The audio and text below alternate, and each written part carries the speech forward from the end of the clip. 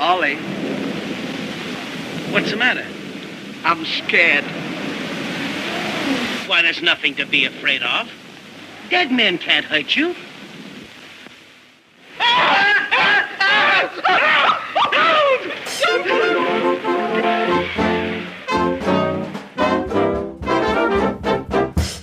Hello, and welcome to the 24th episode of the Laurel and Hardy blogcast. I'm your host, Patrick Vasey, the author of the Laurel and Hardy blog, and the forthcoming book that will accompany this podcast, Laurel and Hardy Silence. And over the next couple of hours, we're going to be taking a deep dive into the next film that Laurel and Hardy made at the Hal Roach Studios, 1928's Habeas Corpus. Now, throughout Laurel and Hardy's film career, there are certain moments, or certainly certain films, that stand out as pivotal moments in their developmental journey. Sort of waymarkers, if you will. And Habeas Corpus, believe it or not, is one of those films. Not only was it Stan and Babe's first attempt at an out-and-out horror comedy, or scare comedy, but also, and more importantly, to my mind anyway, it was their very first sound comedy. And by that, I mean their first picture produced with a synchronised music and sound effects track. This was their first step towards the talkies. And so, as this is such an important film in those respects, I've enlisted the help of two expert guests. The first is a new guest to the blogcast, joining us from New Jersey, scare comedy expert Paul Castiglia. And in the second half of the show, and to round off the discussion, we'll be checking in with our regular expert, Randy Skretvedt. So stick around, this is going to be good. But before I pass it to you through the porthole, I want to say a couple of thank yous. First off, I've received 3 new podcast reviews, and all with 5-star ratings. So, thank you to Jay Hendrickson in the US, who said, "Absolutely first-rate, my favourite podcast." Thank you, Jay, that's much appreciated. And the second review comes from Rory Boy in the UK, and his review reads, "I've only just come across this podcast. While recovering from a lengthy illness, I revisited the films of my favourite screen comedians. It was the best cure, so I searched out any podcasts on the boys. This is so interesting, and the format of following a chronological journey is brilliant. Really well presented, engaging style, and great knowledgeable guests. I'm catching up from the beginning, and I'm loving it, keeping me occupied for many hours. Thank you so much, and keep up the great work." You are more than welcome, Rory Boy. And the very latest review comes from, I'm going to say this right, Tar Alistair, over in New Zealand. And they say, "Having been a long-time fan of Laurel and Hardy since childhood, it was wonderful to have my passion reignited by this podcast. Really insightful and informative. Learning lots of details I never knew. This is my go-to podcast. Thanks." Thank you, Tar Alistair. Thank you so much. And if you can and you're able to and you'd like to leave a review, I would very much appreciate it. It really does keep me going.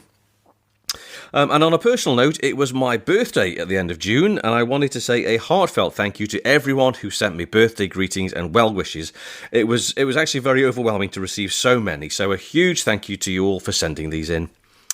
And my last thing to pass on before we begin is going to be relevant to a certain number of you, but not everyone. It concerns a rearranged date for the Laurel and Hardy event happening at the Bull Inn in Bottersford. The Bull Inn, if you don't know, is the pub that Stan's sister Olga used to run, and the boys visited there a number of times during the 1950s tours of the UK. So the rearranged date is now going to be on Saturday the 30th of July. There is a film show, a visit to pay respects to Stan's father's grave, AJ's grave. There should be a number of Laurel and Hardy authors present, I believe. And I'm also going to be there along with my Laurel and Hardy partner in crime, Russell Babbage. Russ and I are planning to present an exclusive sneak preview of some of the chapters of our upcoming book, Laurel and Hardy Silence.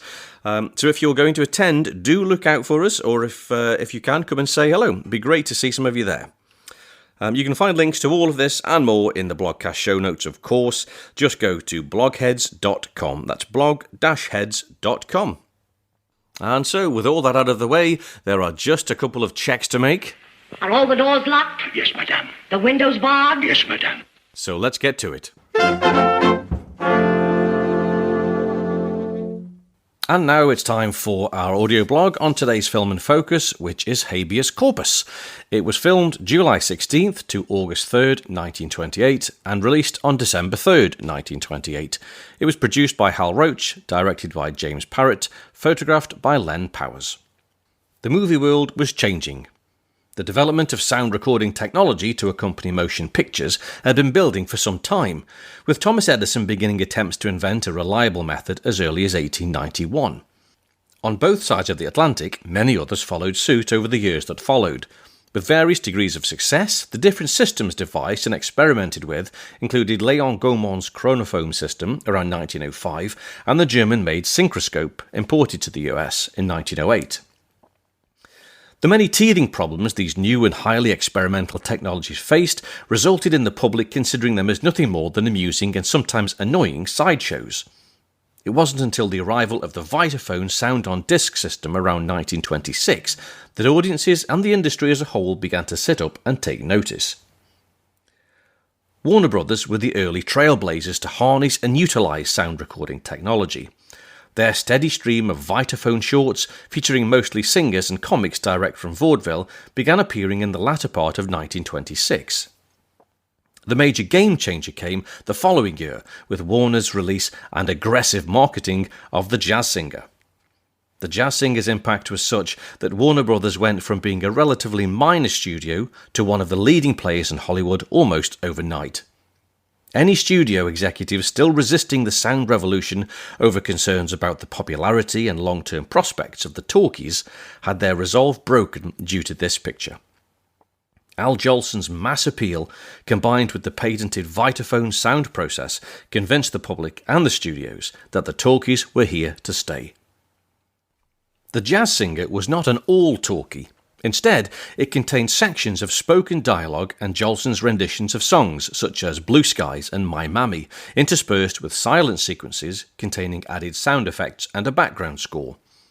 This back and forth between silent and sound not only highlighted the wonder of the spoken segments, but, as author Scott Eyman expertly notes, by producing a film that slides from sound to silence and back again, the Warner Brothers will negatively emphasize silence.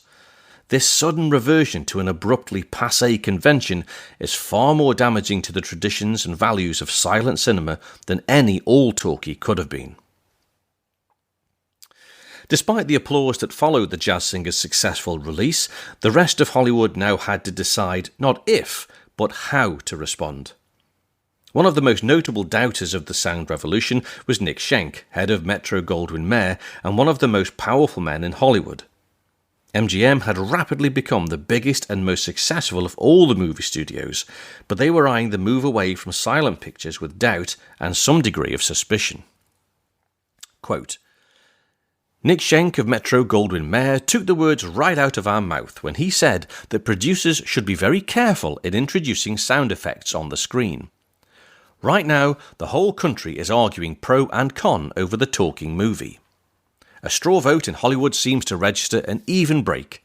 Sound effects will be accepted, if they are legitimate, but already some are starting in to fake certain sounds. That is well where the rub will come. The combining of two mechanical devices, such as the movie machine and the talking apparatus, only one thing can result: mechanical entertainment. That was from the Los Angeles Evening Post, June 9, 1928. As their film distributor, the Hal Roach Studios worked closely with MGM, and Hal Roach likely paid close attention to what his large, conspicuous neighbours were doing and saying concerning their plans for sound pictures. Not surprisingly, Roach's and MGM's movements into this new era were very similar. An initial toe-dipping attempt had been made with the early April 1928 release of Our Gang's Barnum and Ringling Incorporated, making it the first picture to be produced by the Roach Studio with a synchronised music and effects track. The film's surviving original soundtrack features, quote, a host of unimaginative animal noises and occasional bursts of cheers and applause from the kiddie crowds. Uninspiring perhaps, but at least it was a start. Despite this springtime foray into the world of sound, it wasn't until the autumn of 1928 that the Hal Roach Studios finally nailed their colours to the mast. The studio's report to the stockholders, dated August 31st, 1928, announced, quote, the last few months has witnessed the advent of another element in the production field, that is, the talking or sound pictures. It is, of course, difficult to foretell what the eventual outcome of talking pictures will be or the eventual form they will assume.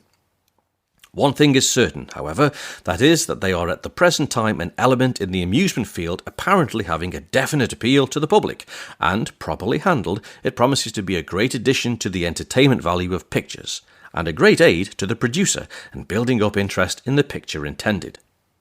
The company has placed itself in a position to gain by any and all new methods and devices introduced in the field, and is party to a contract with the Western Electric subsidiaries handling the sound effects prepared and manufactured by the Victor Talking Machine Company in collaboration with the distributor and this company. Developments in the sound field are carefully watched, and its entertainment and box office value will be fully availed of." End quote. And breathe.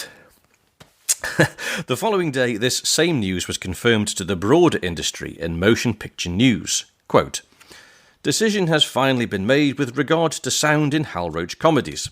MGM announces that 35 out of 40 Roach productions on the schedule for the coming year will be synchronised."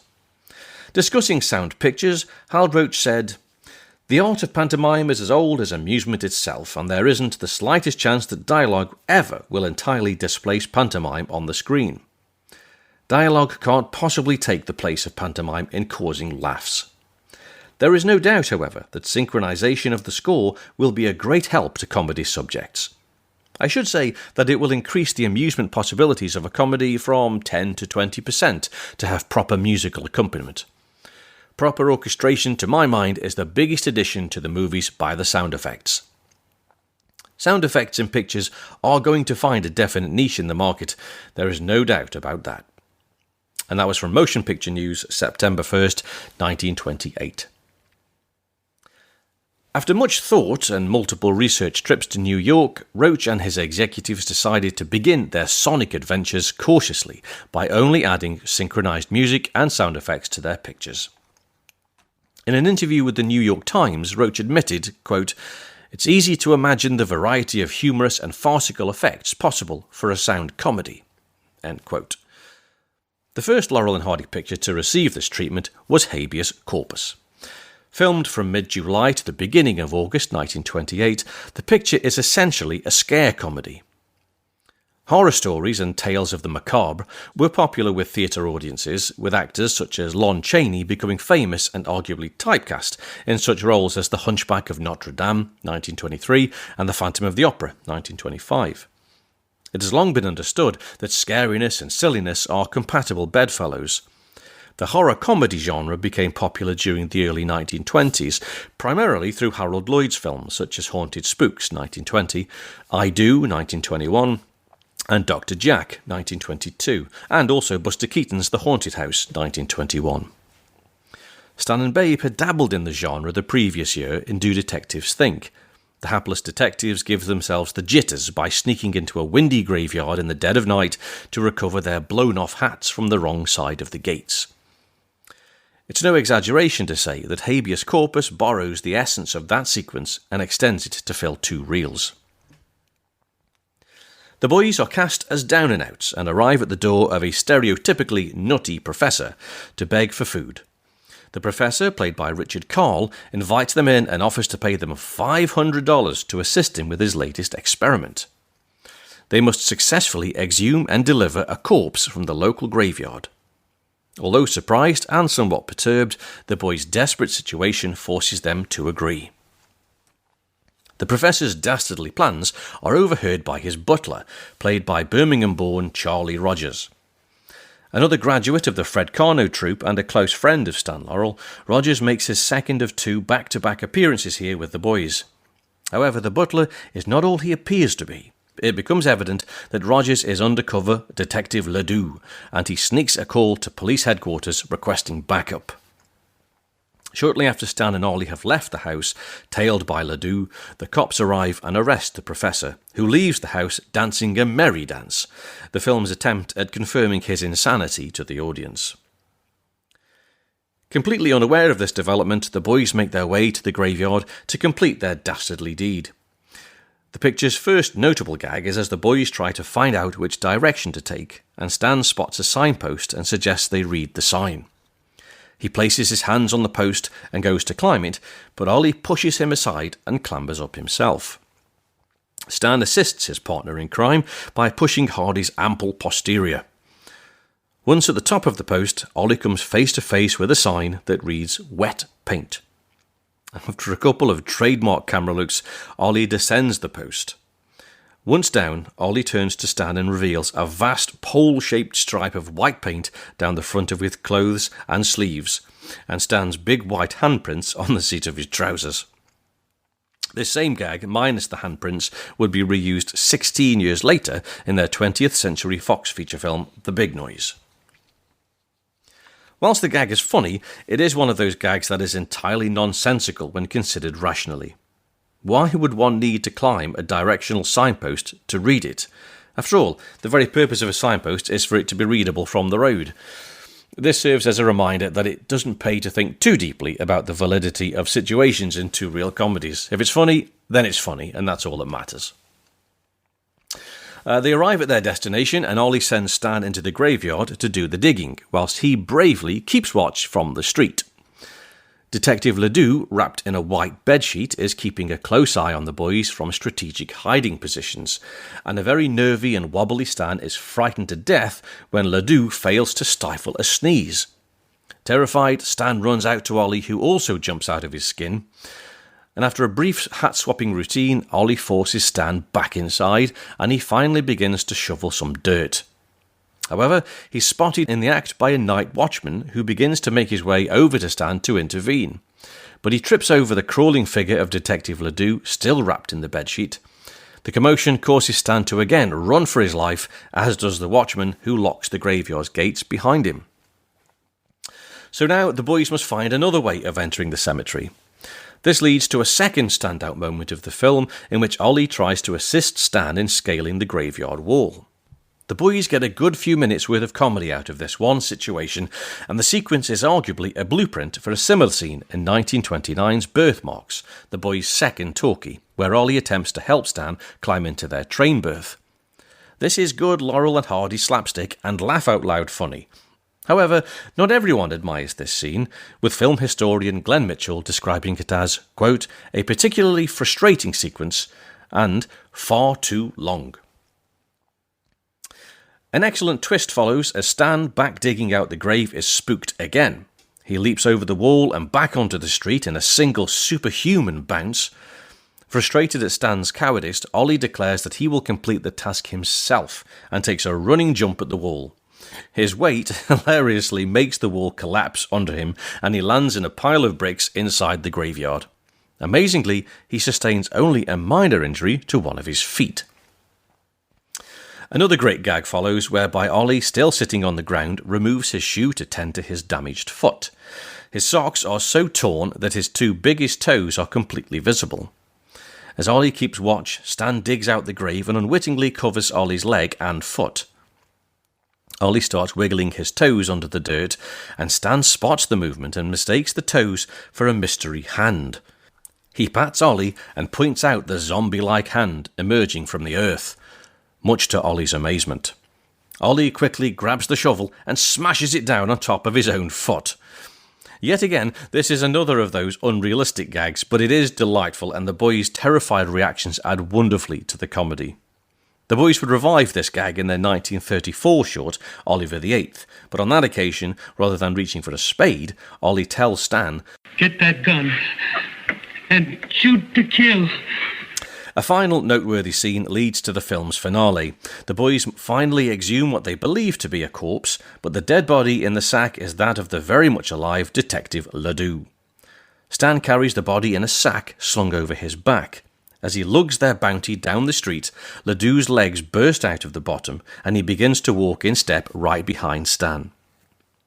This gag is not a new invention, but had been recycled from earlier Roach comedies. Moonlight and Noses, 1925, directed by Stan Laurel and starring Clyde Cook, and Max Davidson's Dumb Daddies from 1928. Still, even so, it works here and makes for an enjoyable scene. Charlie Rogers' Ledoux character has some fun with the grave robbers as they attempt to casually make their way back to the professor's home to collect their now non-existent reward. The picture closes with Ollie running frantically down the street, followed by Stan and his self-propelled sack. Ollie and Ledoux fall into an enormous roadside puddle while Stan watches on. Their terror continues as Ledoux's cloth-covered head appears from the murky depths and Stan and Ollie run for their lives. The end. Retakes for Habeas Corpus wrapped at the beginning of August 1928. In October, Roach sent his head of film editing, Richard Currier, to the Camden, New Jersey studios of the Victor Talking Machine Company. He was tasked with creating and recording music and sound effects tracks for Habeas Corpus and several other of Roach's silent pictures that had been completed and shelved. This was a steep learning curve for all involved. Currier had to learn the art of sound recording from scratch. From the outset, the Victor musicians admitted their ignorance about movie making, so they left the selection of appropriate music for each picture to Currier. Once selected, the musicians would then go away and record it, leaving Currier to create and record, mainly through trial and error, realistic sound effects. As one might expect, the experimental nature of the sound effects track for Habeas Corpus makes it relatively limited in its scope. It primarily consists of knocking and clicking noises and what sounds like the occasional slide whistle thrown in to represent an eerie wind blowing across the graveyard. Some of the more convincing highlights of the effects track are Stan and Charlie Rogers' hand claps, which synchronise pretty well, and the sound of the wall collapsing under Hardy's weight, which explodes with a burst of noise. One particular, yet sadly unidentified exhibitor explicitly praised the soundtrack, reviewing it thus: "Fair comedy with some good music on record and good sound effects, making it better entertain." That was from the Exhibitor's Herald World from November 23rd, 1929. Stan Laurel appears to have regarded the comedy as a success. In a letter to correspondent Bill Brown, dated December 1st, 1961, Stan described the film as, quote, "about a nutty professor who hired us to go to a graveyard and dig up a corpse. He was making an experiment to bring the body back to life. It was really a funny short, even though the idea was gruesome. Wasn't as bad as it sounds. We never accomplished our mission." In the main, the 1928/29 movie-going public and critics agreed with Stan. Reviewer George J. Reddy wrote, "Merry proceedings, a fine splurge of laughs which scud through its length. An accelerated pace, this Hal Roach starring vehicle for Stan Laurel and Oliver Hardy delivers in splendid fashion." That was from Motion Picture News, January 12th, 1929. Likewise, exhibitors and theatre owners were equally pleased with the service Stan and Babe were providing to their patrons. Quote, "A knockout. This saved the show for me, had them doubled up with laughter. How do these boys keep it up?" From Central Theatre, Selkirk, Manitoba, in Exhibitors Herald and Moving Picture World, December 29th, 1928. "Oh wow, I'm laughing yet. What these boys don't do to your funny bone. Had the house in an uproar all the way through. They start laughing just as soon as they see Laurel and Hardy on the screen. Print and photography fair." From the Screenland Theatre, Nevada, Ohio. "Not their best, but you wouldn't believe it when you hear the laughs. Our public is sold on Laurel and Hardy." From the Egyptian Theatre, Pennsylvania. This was a return engagement on this one, and it pleased again. Better to do this than play some so-called comedies. Texas Theatre, Grand Prairie, Texas. "Oh my, but this was a real comedy from the way our crowd carried on. This pair certainly is getting the laughs." From the Deluxe Theatre, Spearville, Kansas. Now, providing that you can't please all of the people all of the time, one exhibitor was less than impressed with Habeas Corpus. Although the comments perhaps say more about small-town sensibilities than it does about the picture. Quote, "We could never see any excuse for using a cemetery as a background for a comedy. This is one place that should be held sacred and not used for laughing purposes. We noticed it put a dampener on most of our folks, and know it did on us." Majestic Theatre, Weena, Arkansas. In Exhibitors Herald World, August 8th, 1929. The one unquestionable indicator that proves whether a comedy is successful or not surely has to be laughter. So despite disapproval by the Weena residents, the rest of the extant reviews indicate that Habeas Corpus was a tremendous success. Indeed, the following article featured in the Los Angeles Times suggests that the film generated more laughs in its 2 reels than in any other of the first 41 pictures made by the boys at the Hal Roach Studios. Quote, The highest total of laughs in any one Laurel Hardy comedy was reached during a clocking of Habeas Corpus, the action of which took place largely in a graveyard. 128 unmistakable cachinations were registered by this one. 103 is the total made by Night Owls, currently on view at the Chinese Theatre. That was the Los Angeles Times, December 29th, 1929.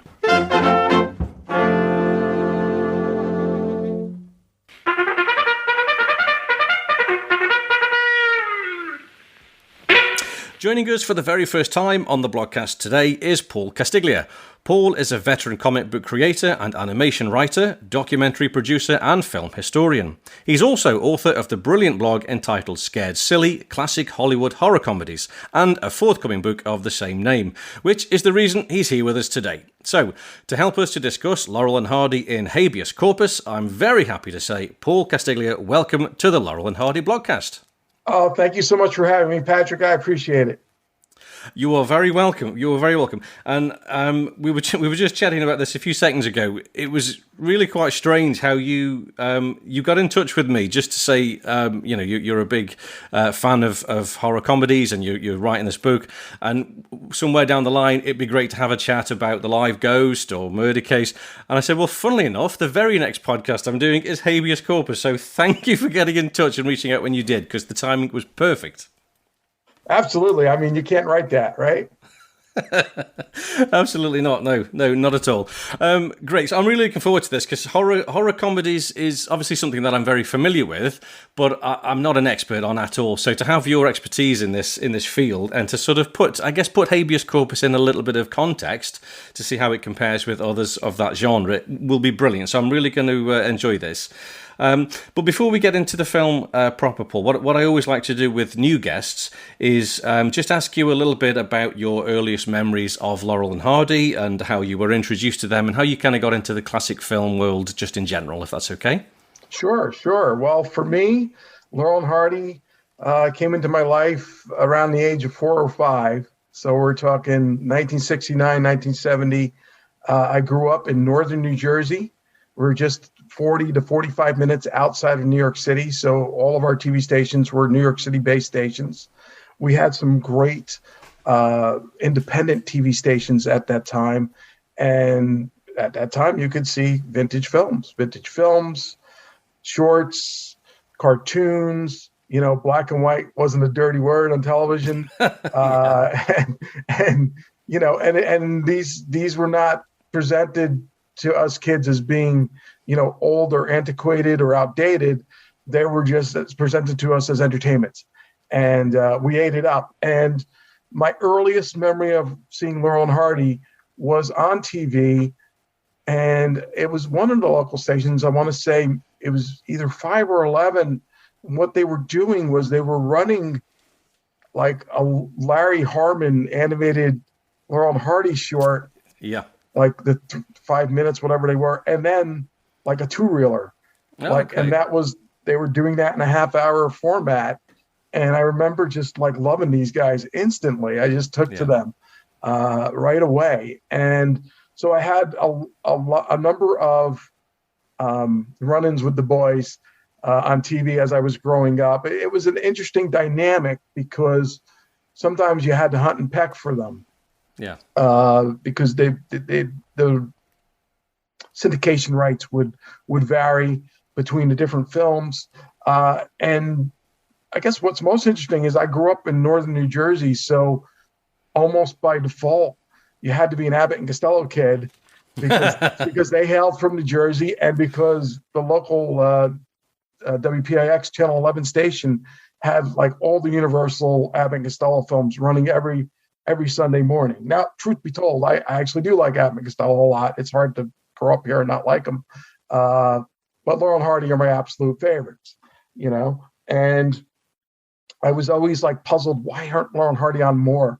So what would happen would be occasionally someone would get a package, one of the stations, and they would run Hal Roach films, or you could kind of catch the 40s films at odd hours, sometimes on a Saturday afternoon or late 2 a.m., 3 a.m. at some of the network affiliates. So I kind of caught everything I could. and the local ABC affiliate had the Robert Youngson films. So I got to see the silence through that. So it was kind of this mix of just catching it when I could, checking the back of the TV Guide magazine in the movie section and circling it wherever I could. Occasionally PBS would run them. So it was hit and miss, but I always caught them when I could. Now, a couple of key things. WPAX Channel 11, in addition to running Abbott and Costello every Sunday, also ran annually every Christmas and Thanksgiving, Babes in Toyland, under the March of the Wooden Soldiers title. They ran it every year. So that's the Laurel and Hardy film I've seen the most. I mean, it's from childhood, and everybody from around here knows that film. So that was great. My local library also had a lot of the films available to borrow on 8mm and Super 8. So I had a projector. They had silence, they had sounds, and I would borrow these films all the time and run them. So I got to see a lot of them that way. As time went on, there was a syndicated show called Laurel and Hardy Laugh Tunes, which was cut downs of the silent bits. So they started running that a lot too in this area. So it would ebb and flow. I think in the 90s, then that syndicated Laurel and Hardy show came up with the Roach stuff. But that's how I would get to see the films. Flying Deuces would turn up, but it wasn't not with any sort of regularity, unless it was something like Laugh Tunes or the Laurel and Hardy show, where it was actually the same day and time every week. It was more hunt and peck, but I always went after them, whenever I could. And my local library even would show the shorts on a movie screen in the courthouse, because the courthouse had, seats. So you go into the courthouse. I remember my buddy and I going there, taking our bikes over, and you'd see like 4 shorts. That's great. Put on a screen. So there were ways to see them, and I found them.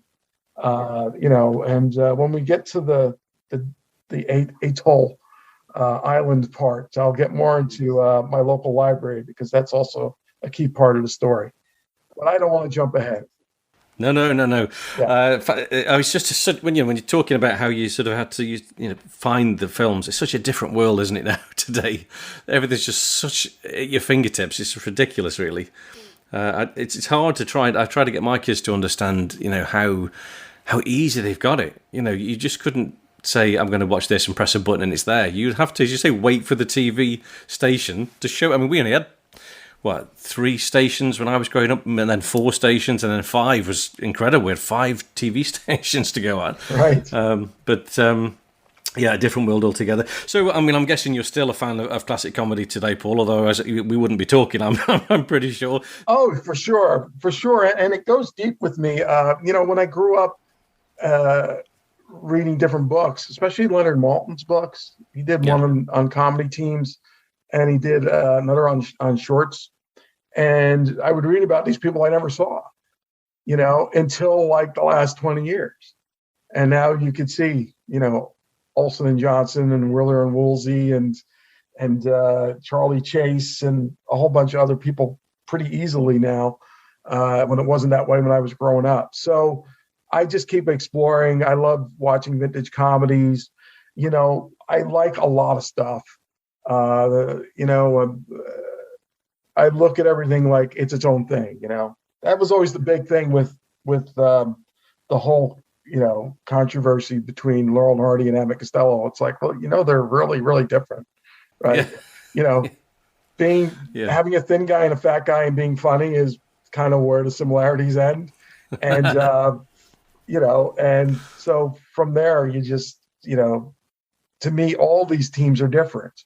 So there's something that I take from each one of them that I enjoy, but I always get the most enjoyment out of Laurel and Hardy for the reasons that a lot of people have stated in their different books and on your podcast as well, that there's a humanity to them. Yeah. They feel like real people, no matter how outlandish the situation. And there's a friendship there that endures, that I really respond to. And I always point to Busybodies. There's a moment in Busybodies where they're just having this frustrating back and forth, and Stan's messing everything up, and Ollie, of course, is taking the brunt of the punishment at the sawmill at their job as woodworkers. Yeah. How they got hired for that job, I don't know. But it's the part where Ollie is so frustrated with Stan that I think it's where he hits him over the head. Does he hit him over the head with the saw? Stan takes the brush, pushes Ollie in, and Ollie goes flying into the wall, right? Yes. And all these things fall on top of him, right?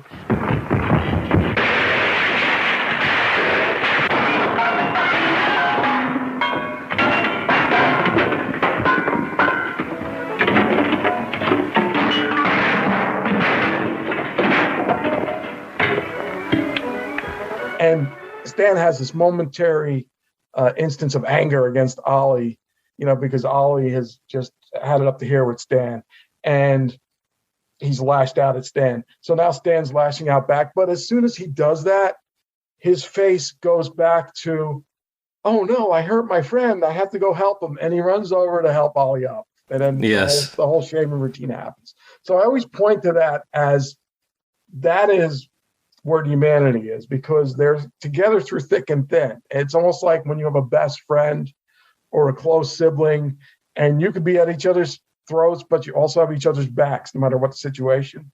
They don't throw each other under the bus. Sometimes happens with other comedy duos. So yeah, I'll leave it at that. I don't know. Ollie's often ended up almost under a bus. Yes. Hog Wild springs to mind. Yeah. Brilliant. That's great. Okay, so scare comedies, horror comedies. I guess horror films generally, is that something that floats your boat, Paul? Is it as broad as horror just generally, or is it just scare comedies that you're into? I like horror films. I tend to like them when there's humor involved.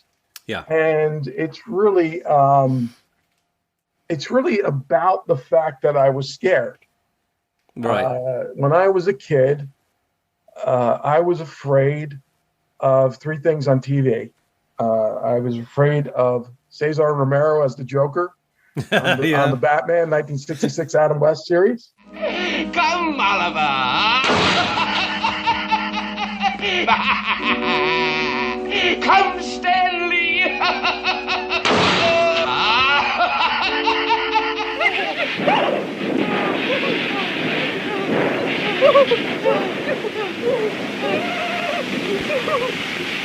I was afraid whenever Abbott and Costello Meet Frankenstein would come on. Right. I'd run out of the room. Dracula can change himself at will into a vampire bat, flying about the countryside. Flying.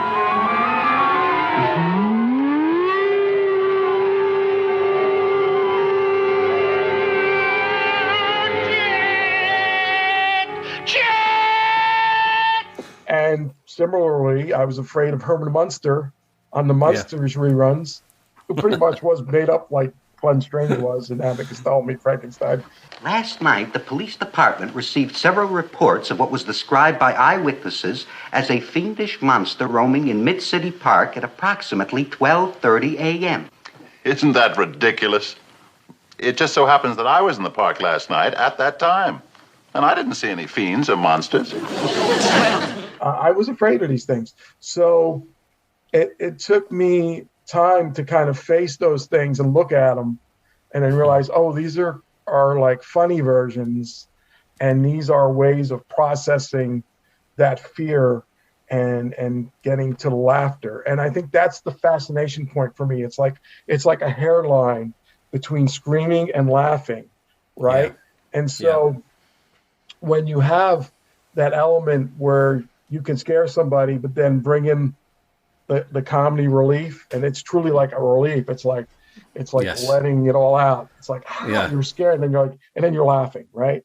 So for me, that's what tipped it in. And so then I would, whenever there was comedians getting mixed up in scary situations, I ate it up, and I would keep seeing that. It would always also turn up in cartoons.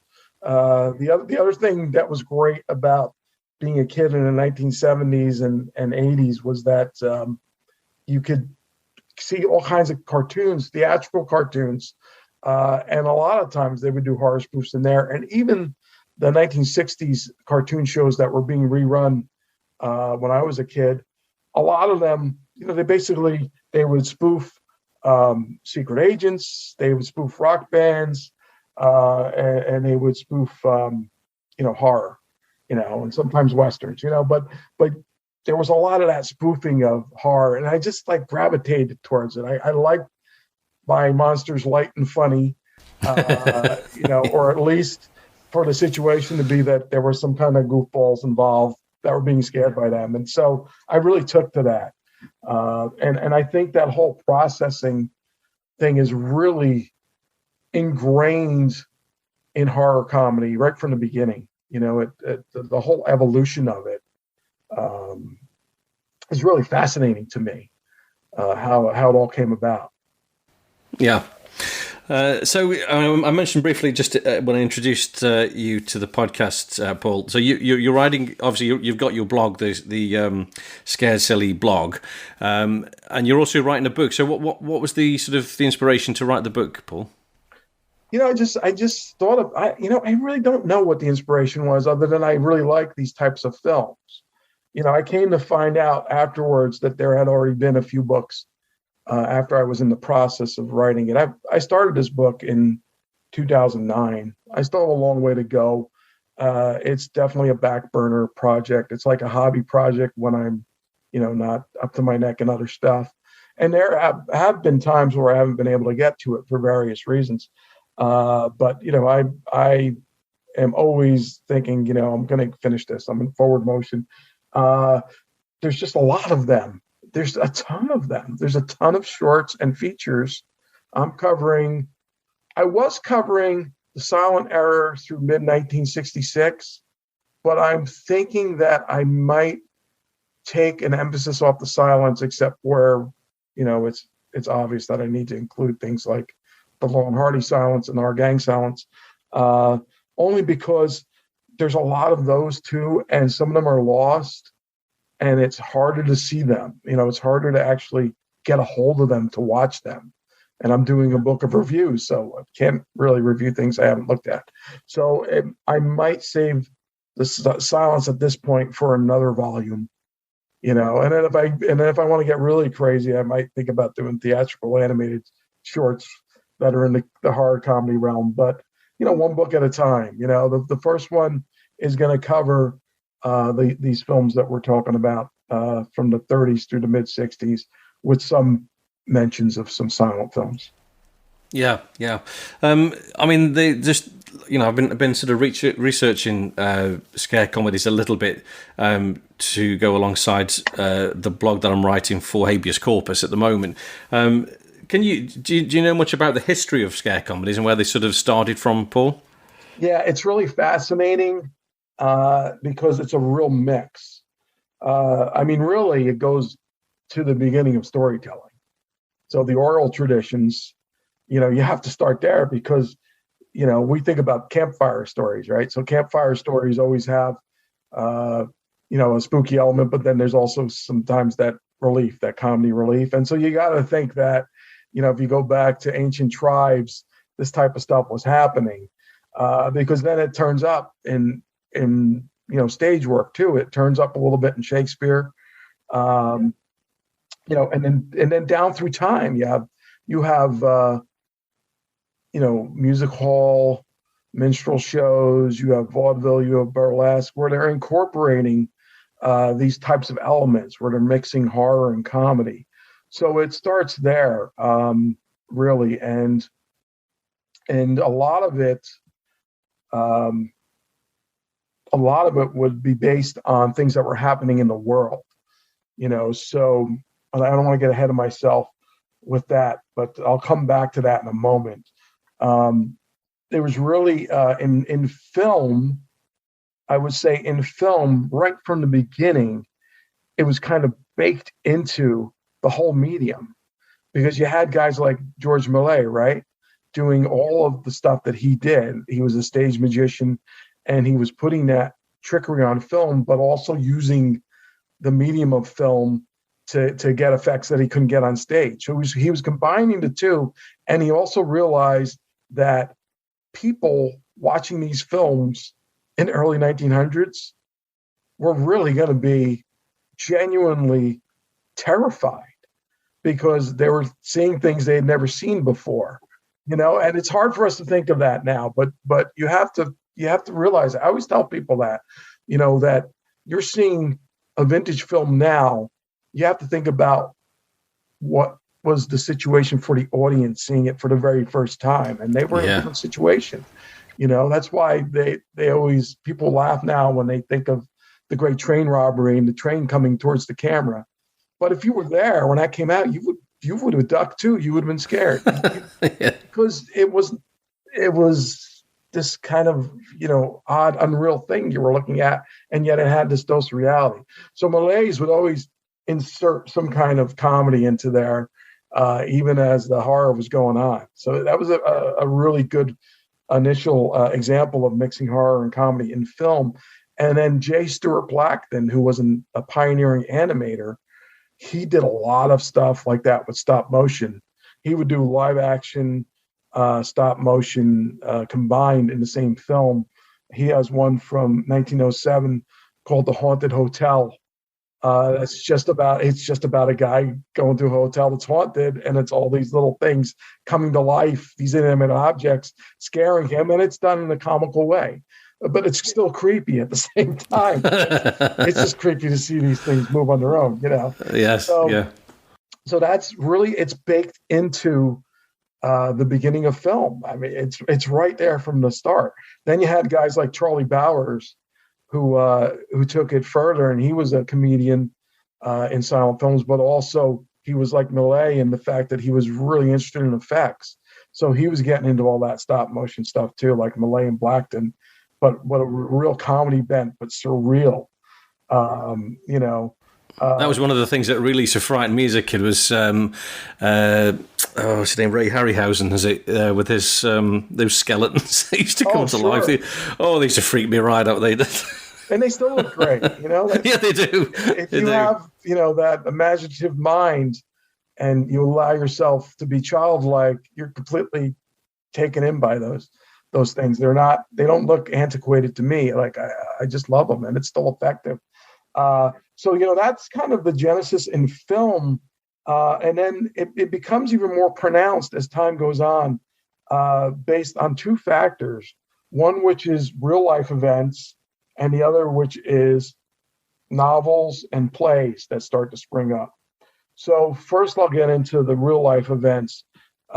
Three things in particular that informed horror comedy stories and movies in particular. One was the expedition to unearth the tomb of King Tut. Oh, right. Yes, of course. Yeah. Yeah. So from 1907 through 1927 or something like that, there's 20 horror comedy films built around mummies. Most of them are lost, right. But they were made. And that because that captured the world's imagination, this whole idea of mummies.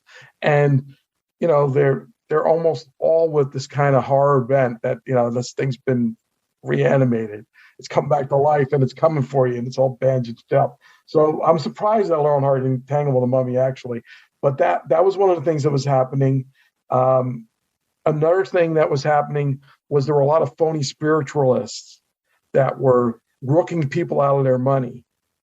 And, they were coming up with these phony seances, and so you would see that a lot in some of the Our Gang silent shorts and a number of other silent shorts where it was like they would get involved with some kind of charlatan, and the charlatan would end up, using all these tricks to scare them. They would use dummies and, hidden floor panels and wall panels, revolving doors, things like that, things that became hallmarks of the horror comedy. And it was inspired by the fact that these charlatans were out there. And one of the other things that I'll say specifically inspired Habeas Corpus was the famous grave robbers, Burke and Hare, who were also serial murderers. The different institutions, medical institutions, there weren't enough cadavers to go around legally because there were parameters. You could only use certain cadavers, based on how they died or what their station in life was, and so a lot of these scientists were just kind of paying people to go rob graves. It was something that was really happening, and they were paying them to rob graves so they could do experiments. And of course, most notoriously, Burke and Hare, who ended up being murderers.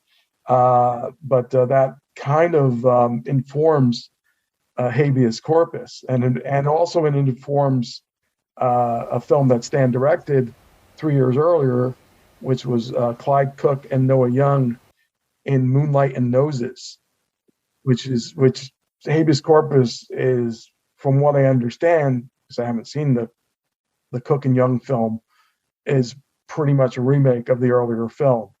But when I talk about Habeas Corpus specifically, I'll get more into what I think Stan was doing. Yeah, great. And why, But yeah, so that's kind of the genesis. And then additionally, kind of what seals the deal for horror comedies is there's a whole series of books and plays that start to spring up. So in 1913, Seven Keys to Bald Pate, by Earl Durr Biggers came out, and he was the guy who created Charlie Chan. And 27, Benighted was a novel by J.B. Priestley and inspired the Old Dark House movie.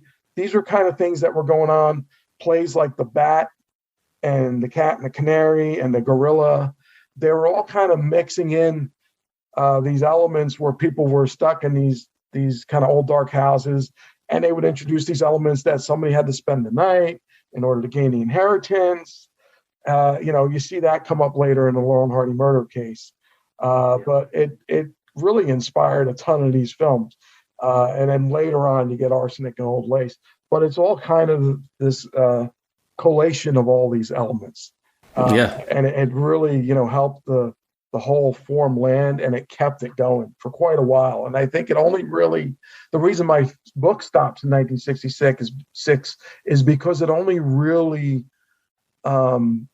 starts to become anachronistic when the horrors of the world get really super frightening. And then the films start to become more reflective of that. So there's a film called Spider Baby. I think it came out around 1968, and they had Lon Chaney Jr. in there, and they had Mantan Moreland in there.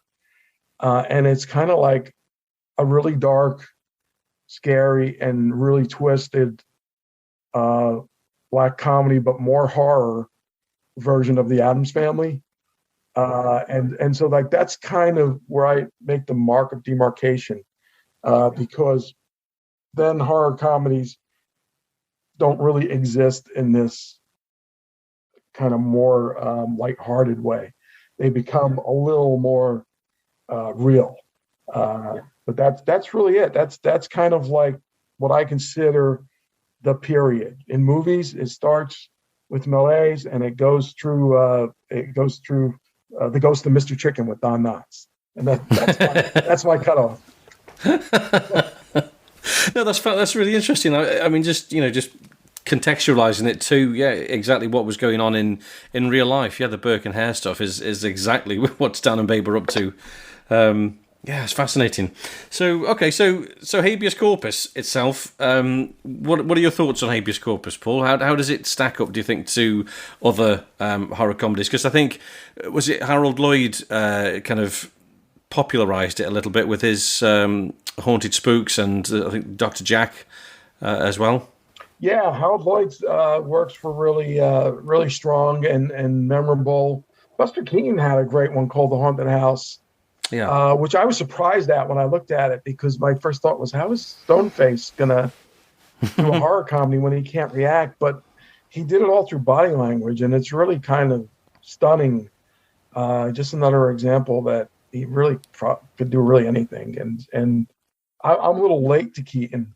But the more I watched Keaton, the more I realized, oh, I get it now. I get why people are so into him. But with Habeas Corpus, I have a lot of thoughts on it. Really, my first thought was that it's what I call Stan in transition, because I see when I watch it, Stan not only working through his own character traits for the Stanley character, but I also see him figuring out how to do this type of material. Yeah. Right. So we mentioned Moonlight and Noses was like his first run with Clyde Cook and Noah Young. And then they did Do Detectives Think, where they have a graveyard scene, where they have a spooky scene, and they have kind of a slasher character in there. And there's some great stuff in Do Detectives Think, and there's pivotal things in that film. I liken it to, it's like Bugs Bunny. There's the proto Bugs Bunny that shows up in a few films, and there's bits and pieces of it that end up in the final version that we are all familiar with. And then there's some things that drop off. And I think it's the same with Stan in both Do Detectives Think and Habeas Corpus. And interestingly, Ollie seems to have landed pretty early. He does, doesn't he? The characterization, and right from the beginning, the introductory shot of this film is brilliant because it's just their hands, and they're knocking on the door, and it's Ollie brushing away Stan's hand in his, usual pomposity, Yes, flicking his fist away. Right, I go before you, and it's just there's a lot of Ollie mannerisms and facial expressions in Habeas Corpus that are the way Ollie landed. Whereas there's some Laurel things in there that are in later Laurel, and there's some things that have dropped off. But I'm really always astounded when I look at Ollie. That's my time machine question. If I had a time machine, I want to go back and ask Ollie, how much did you come up with for your own character? How much did Stan come up with for your character? And how much did the writers or directors come up with? And I have a feeling that Ollie probably came up with more of his own stuff than people realize. I think so. I think you're absolutely right. He never really talked about it, So that was not his thing, to talk. I think Stan said in a number of interviews that they just developed. They just they just worked with them, worked with each other, and they just grew. And I think that's why they just seem so natural, because there's nothing forced about. Certainly with Babe, and he's just such a natural actor. All the mannerisms come from his southern roots, and it's just absolutely beautiful to watch. Interestingly, just talking about that very first shot when they're knocking on the door, I noticed something for the very first time when I was rewatching this one just the other day. I don't know if you noticed when Ollie's hand comes in to flick away Stan's, Ollie's arm actually has the paint from the post that he hasn't yet climbed up. So there's a little bit of an error. Yeah. And so it makes you wonder if there was another door they were supposed to knock on or something. But it's I just thought, hang on a minute. I thought it was just like a sheen at first, but then when you look at it, it's paint. Yeah, all down his arm. A little continuity error there, but it goes by. I missed it, so hopefully other people listen. Now they won't because they've listened. No, exactly. You can't not see it. They can never unsee it. But and even when they're first talking to the professor, you get one of those amazing Ollie moments where it's kind of like he's acting embarrassed, and then he has this kind of false, awkward acceptance of, how eccentric this professor is. And then he turns to Stan with that sideways glance, that "are you kidding me" glance. And it's such a great stock Ollie thing to do. And to see it early is just a thrill. And as far as the professor goes, he's doing things with, his facial expressions and his dialogue tip it in that he's not all there, right? Plus the fact that anybody willing to pay Laurel and Hardy $500 to do anything, they have to be nuts. But I also noted that when he flicks his cigarette ashes into his pocket and also pours water into his pocket, it's kind of like the type of thing, this is where I say Stan in transition, where that character did it, but in later films, it's Stan that does things like that when he becomes more of this imp who does the white magic. He does those things, especially in Blockheads. You see a lot of that, but it turns up in other films too. But we talked about the soundtrack a little bit. That's also a nice bit where they haul off the professor after Laurel and Hardy are discharged to go, rob the grave. They haul the professor away because the butler is somehow really a policeman. There's like a whole backstory that we're not getting here that in and of itself sounds a bit bizarre, but yeah. So when they grab him, he does this little jig, and that's it. The soundtrack, it's great. They put these great little effects on there to match his jig and the music, and it's really like a 1928 synchronized soundtrack. It's pretty astounding, how great the soundtrack is and how well it matches. And I can't talk about it without mentioning two things, two key pieces of music: Chopin's Funeral March and another funeral march. I don't know if I'm going to pronounce this correctly. Charles Gounod's Funeral March of a Marionette. They're both in there. And, of course, the Chopin piece. Dun, dun, dun, dun, dun, dun, dun, dun, dun.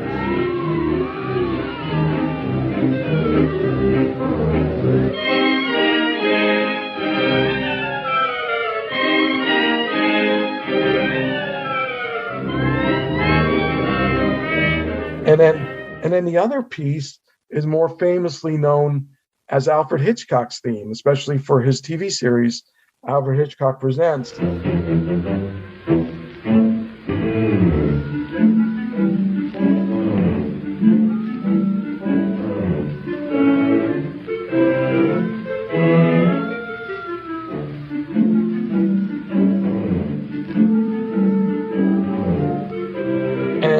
that fascinates me because in a lot of ways, that piece of music is a dissonant version of the Dance of the Cuckoos, of the Laurel and Hardy theme. It's almost like it's a flip. It's a reverse, where the one is jaunty and happy and kooky. The other one is, similar melody, but in a more ominous way.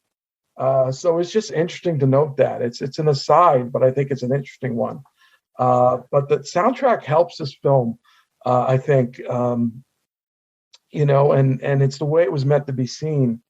And it really adds to it, especially there's a hand clap bit with Stan and the detective in the graveyard, and it's just an interesting way to kind of play up on what they could and couldn't do.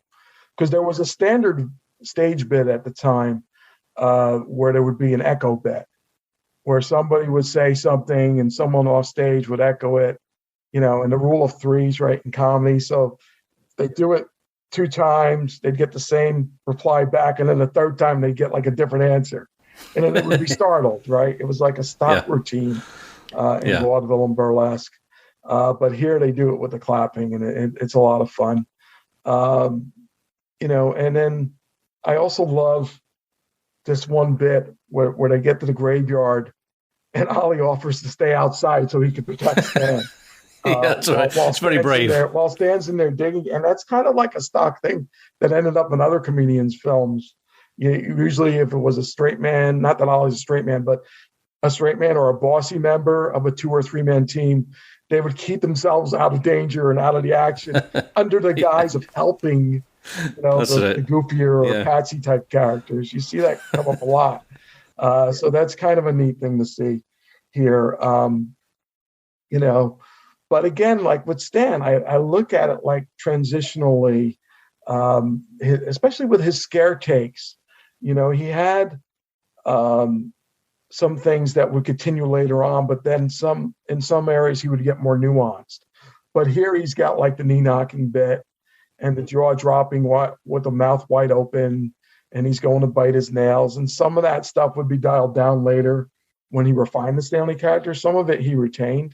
But when he gets more like spacey and childlike in the later years, it's a little less, but he figures out a way in what's my favorite scare take of all time, in the live ghost, to combine the two. He figures out how to combine the nuance and kind of the more, outrageous approach that he had in Habeas Corpus. And that's the part in the live ghost where, after Arthur Hausman has been doused with this paint, now he's climbing back onto the deck of the boat, and Stan sees him and has a kind of a blank expression on his face, and then he closes the cabin door, and then he opens it back up again, and he has this tape, and it's this brilliant mashup of the two approaches, of the earlier approach and the later nuanced approach, and I love that, and I think Stan was always looking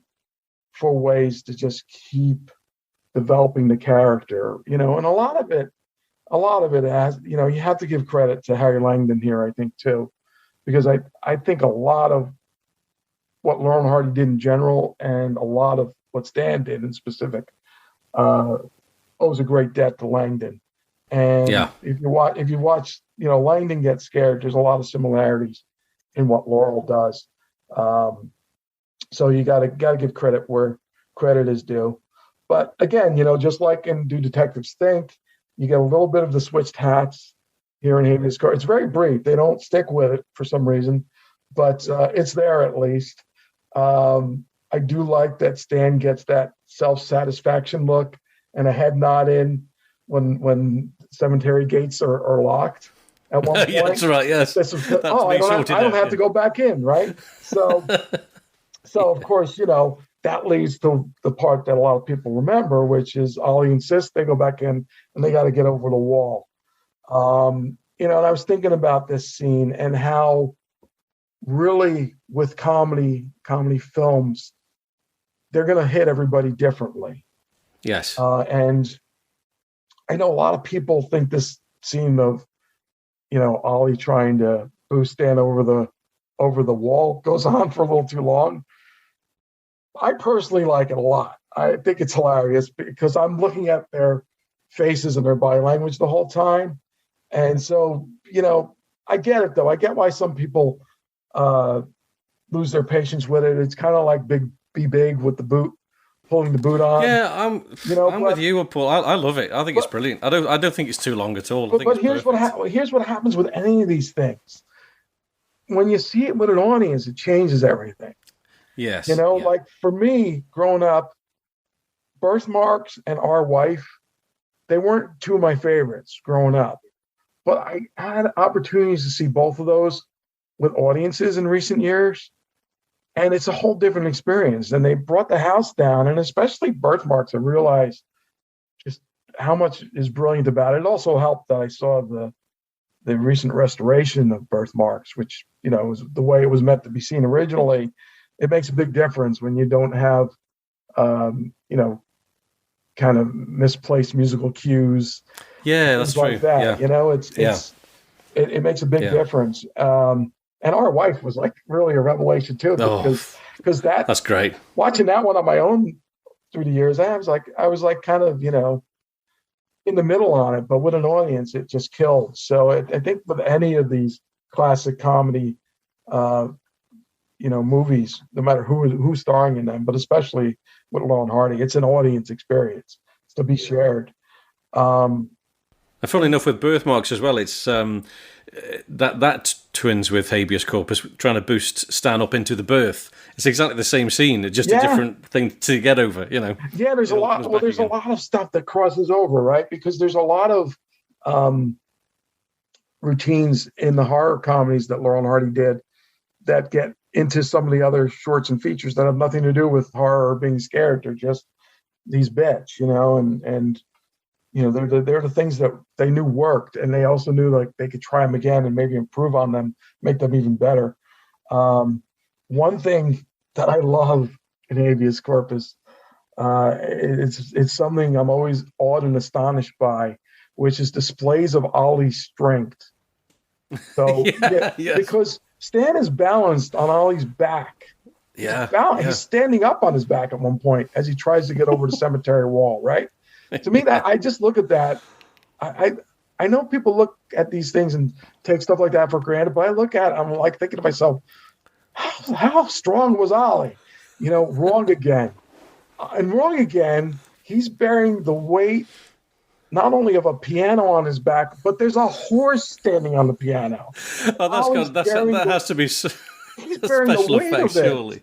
I mean, you've got to stop and think about these things. And Blockheads, he's carrying Stan because he thinks that Stan lost his leg in the war. So he's carrying him. And at the same time, he drops his bowler and he's leaning down to pick it up while he's carrying Stan. And he's really big at this point by the time of Blockheads. Yes. And it's like, wait a second, how is he doing this? I think he's big. I can't remember now. He was pretty big in Blockheads. Yeah, he's pretty big, yeah. So that always astounds me. So that's a nice touch. And then it's just the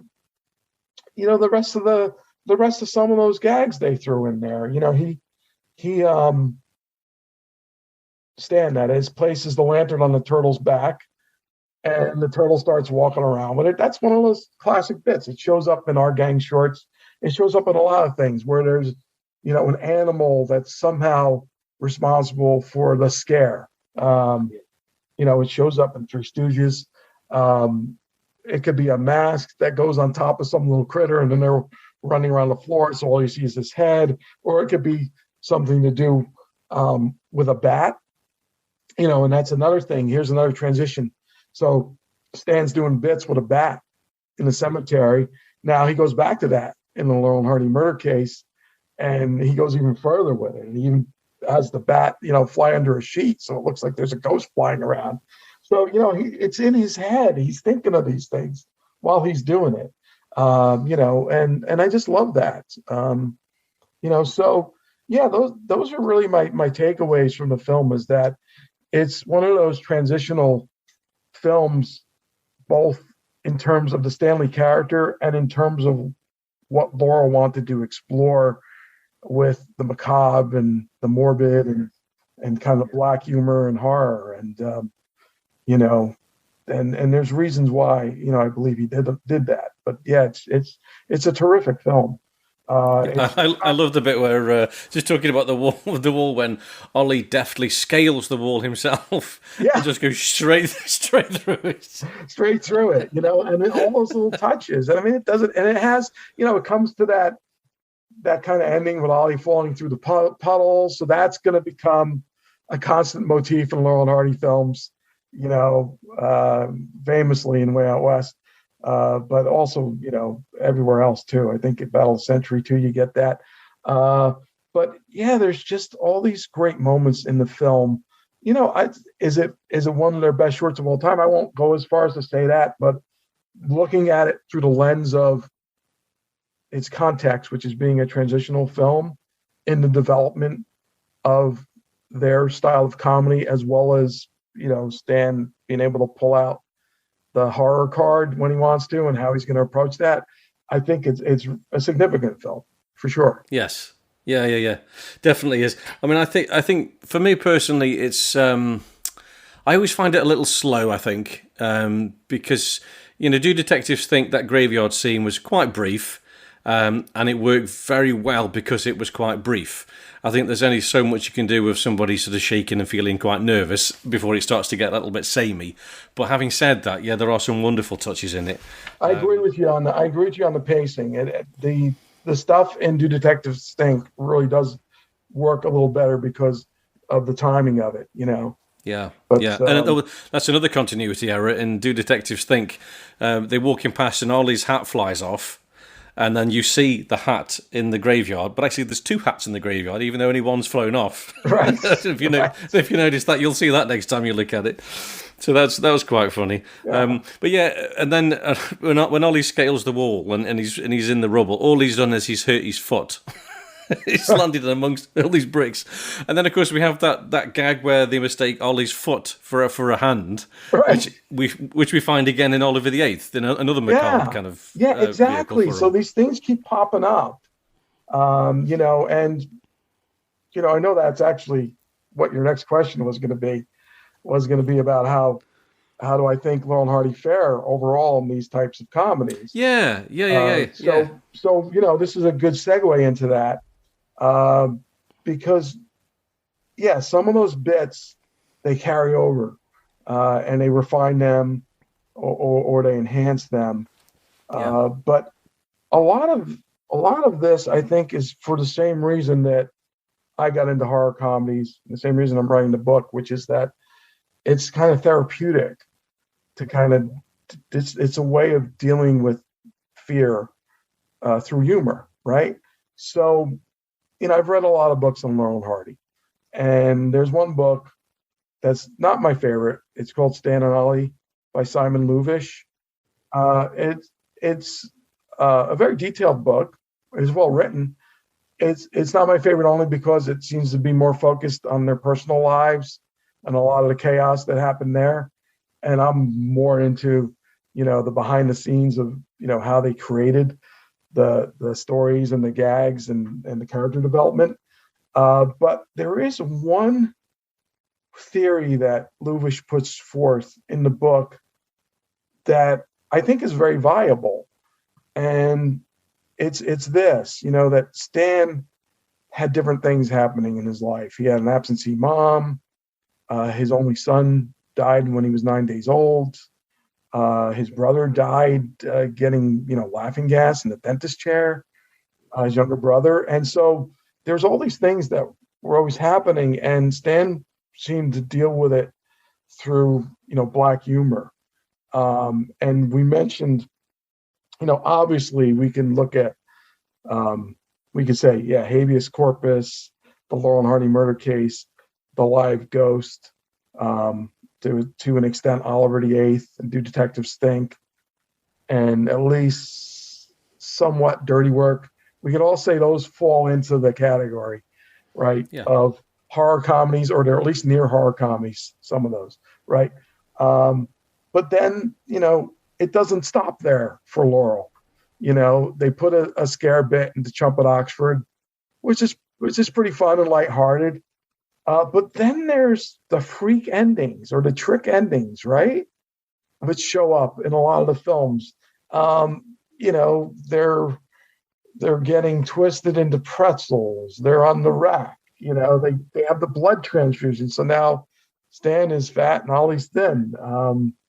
It goes. There's so many of them. Even some in the 40s films. And I think it's just. This is Stan processing, pain and fear and horror and, the darker aspects of life, death, in his own way. I really think that it's about that, and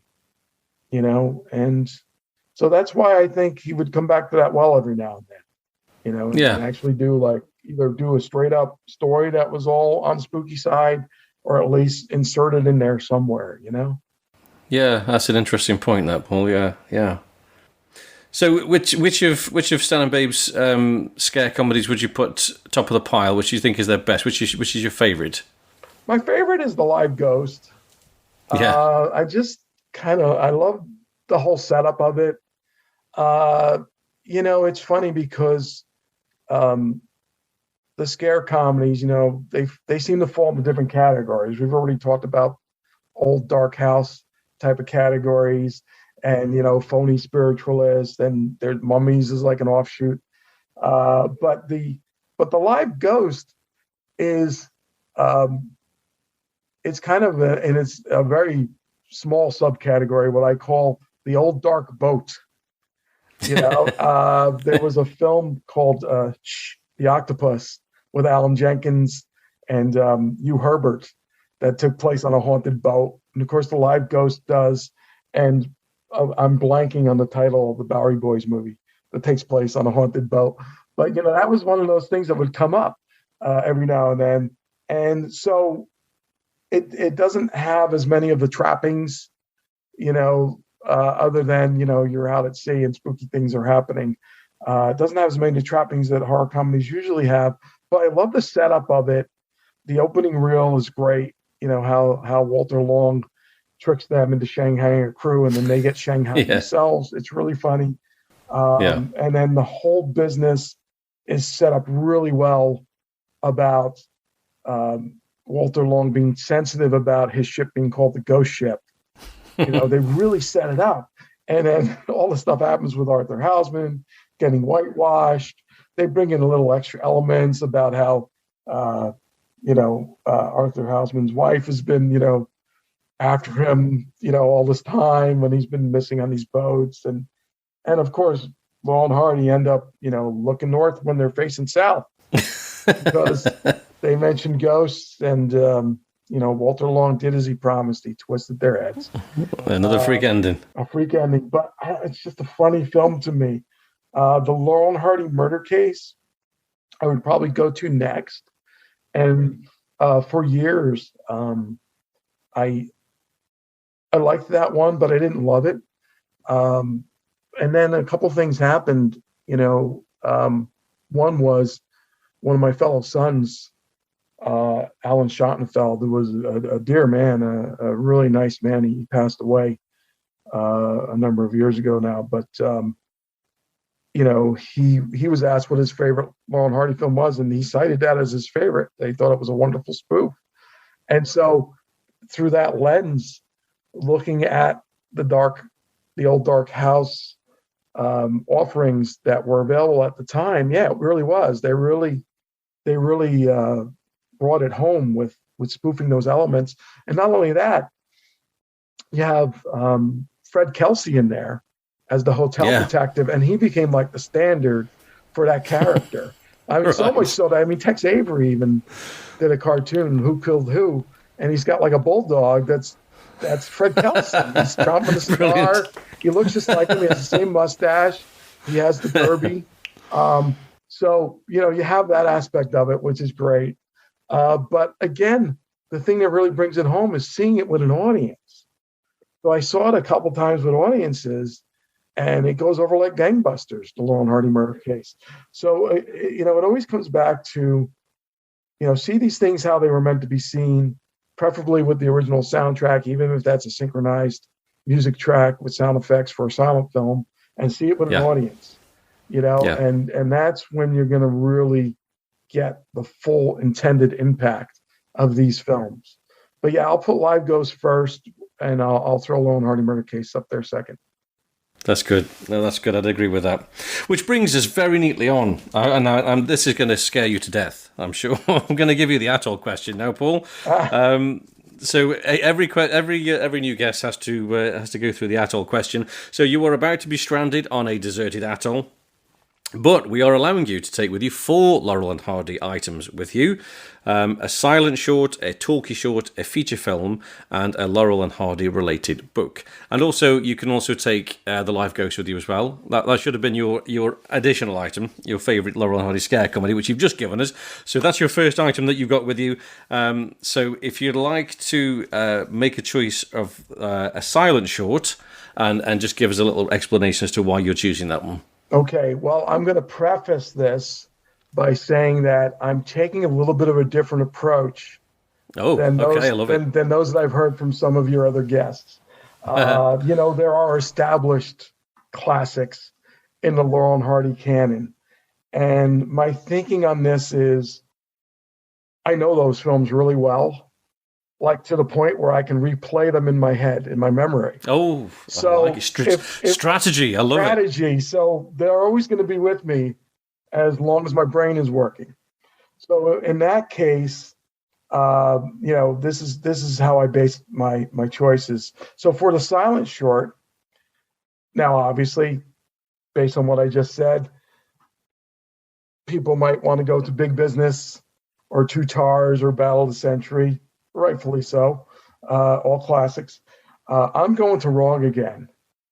Oh, lovely. Okay. I just love the idea behind it. I just love the comedy of errors setup that they think that they have what's missing when it's really a painting, and they think this horse is what they have. And to me, it's those shenanigans. It's the whole Laurel being confused by the statue is really funny. It's the pre-code Stan Laurel kind of before he gets too innocent. Laurel, and it's really a funny bit. And then, of course, the Ollie stuff I mentioned, which is astounding.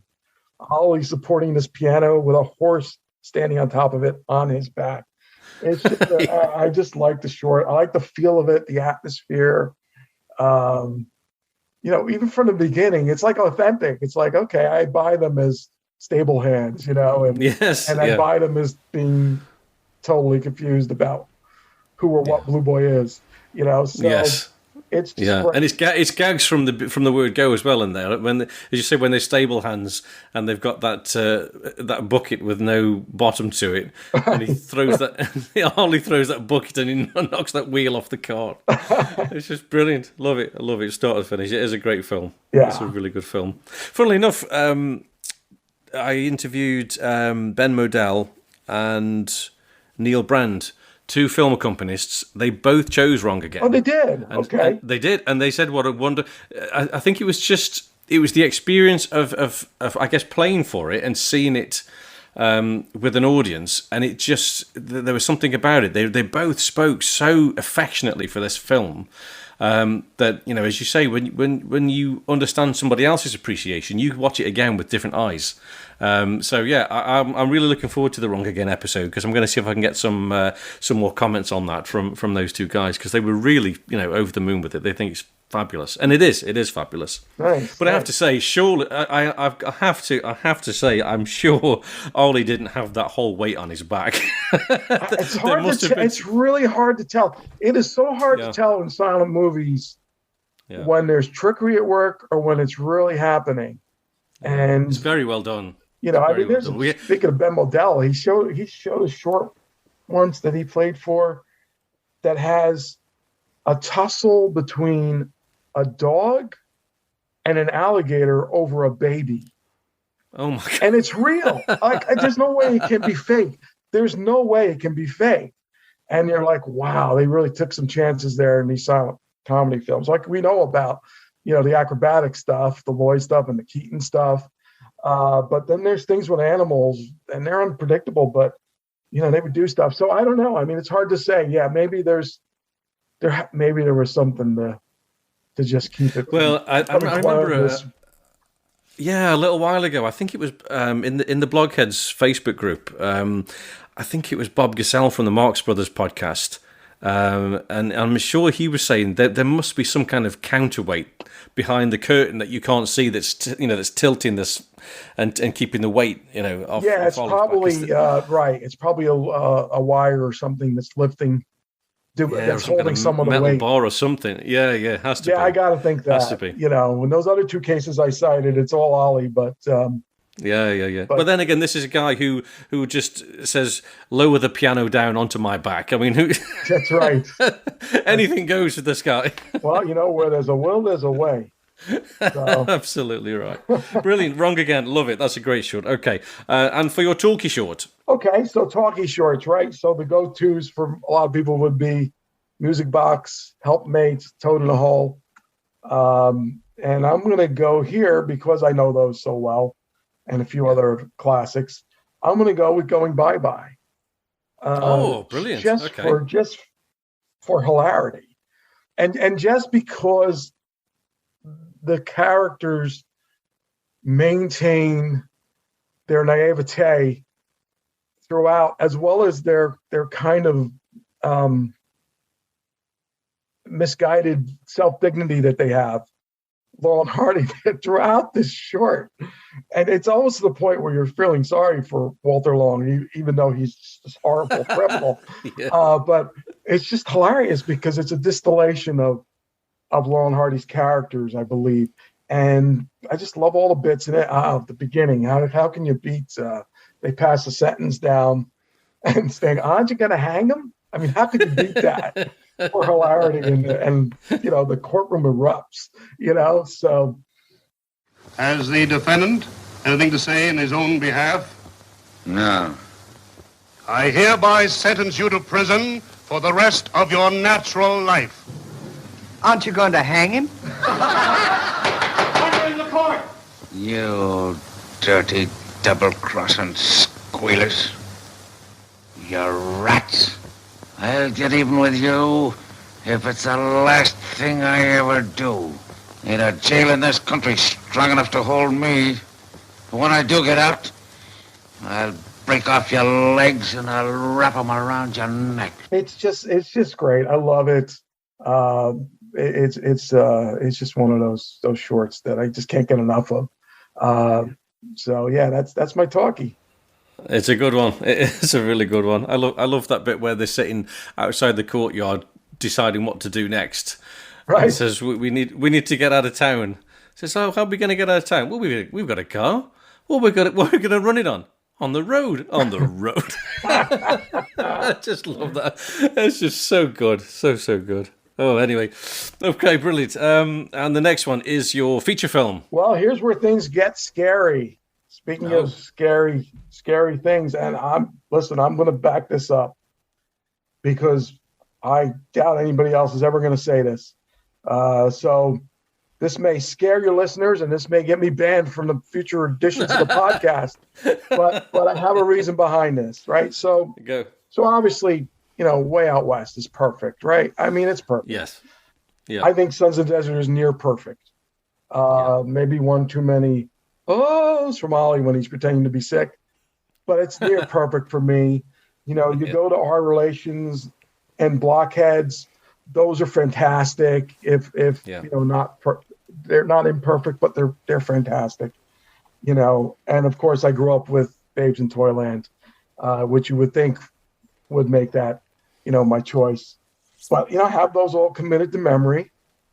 Yes. But there's another film that's completely out of left field.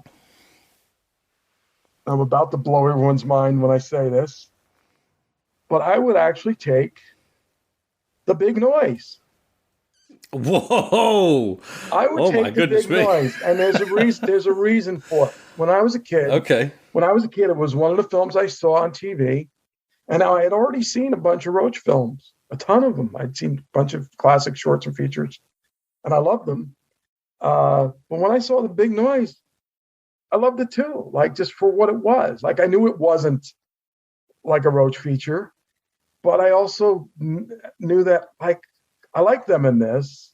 They feel like Stan and Ollie to me, and yeah, they're kind of rehashing some old gags, not always in the best way, but still they're there, and so it almost plays like a greatest hits career retrospective for me.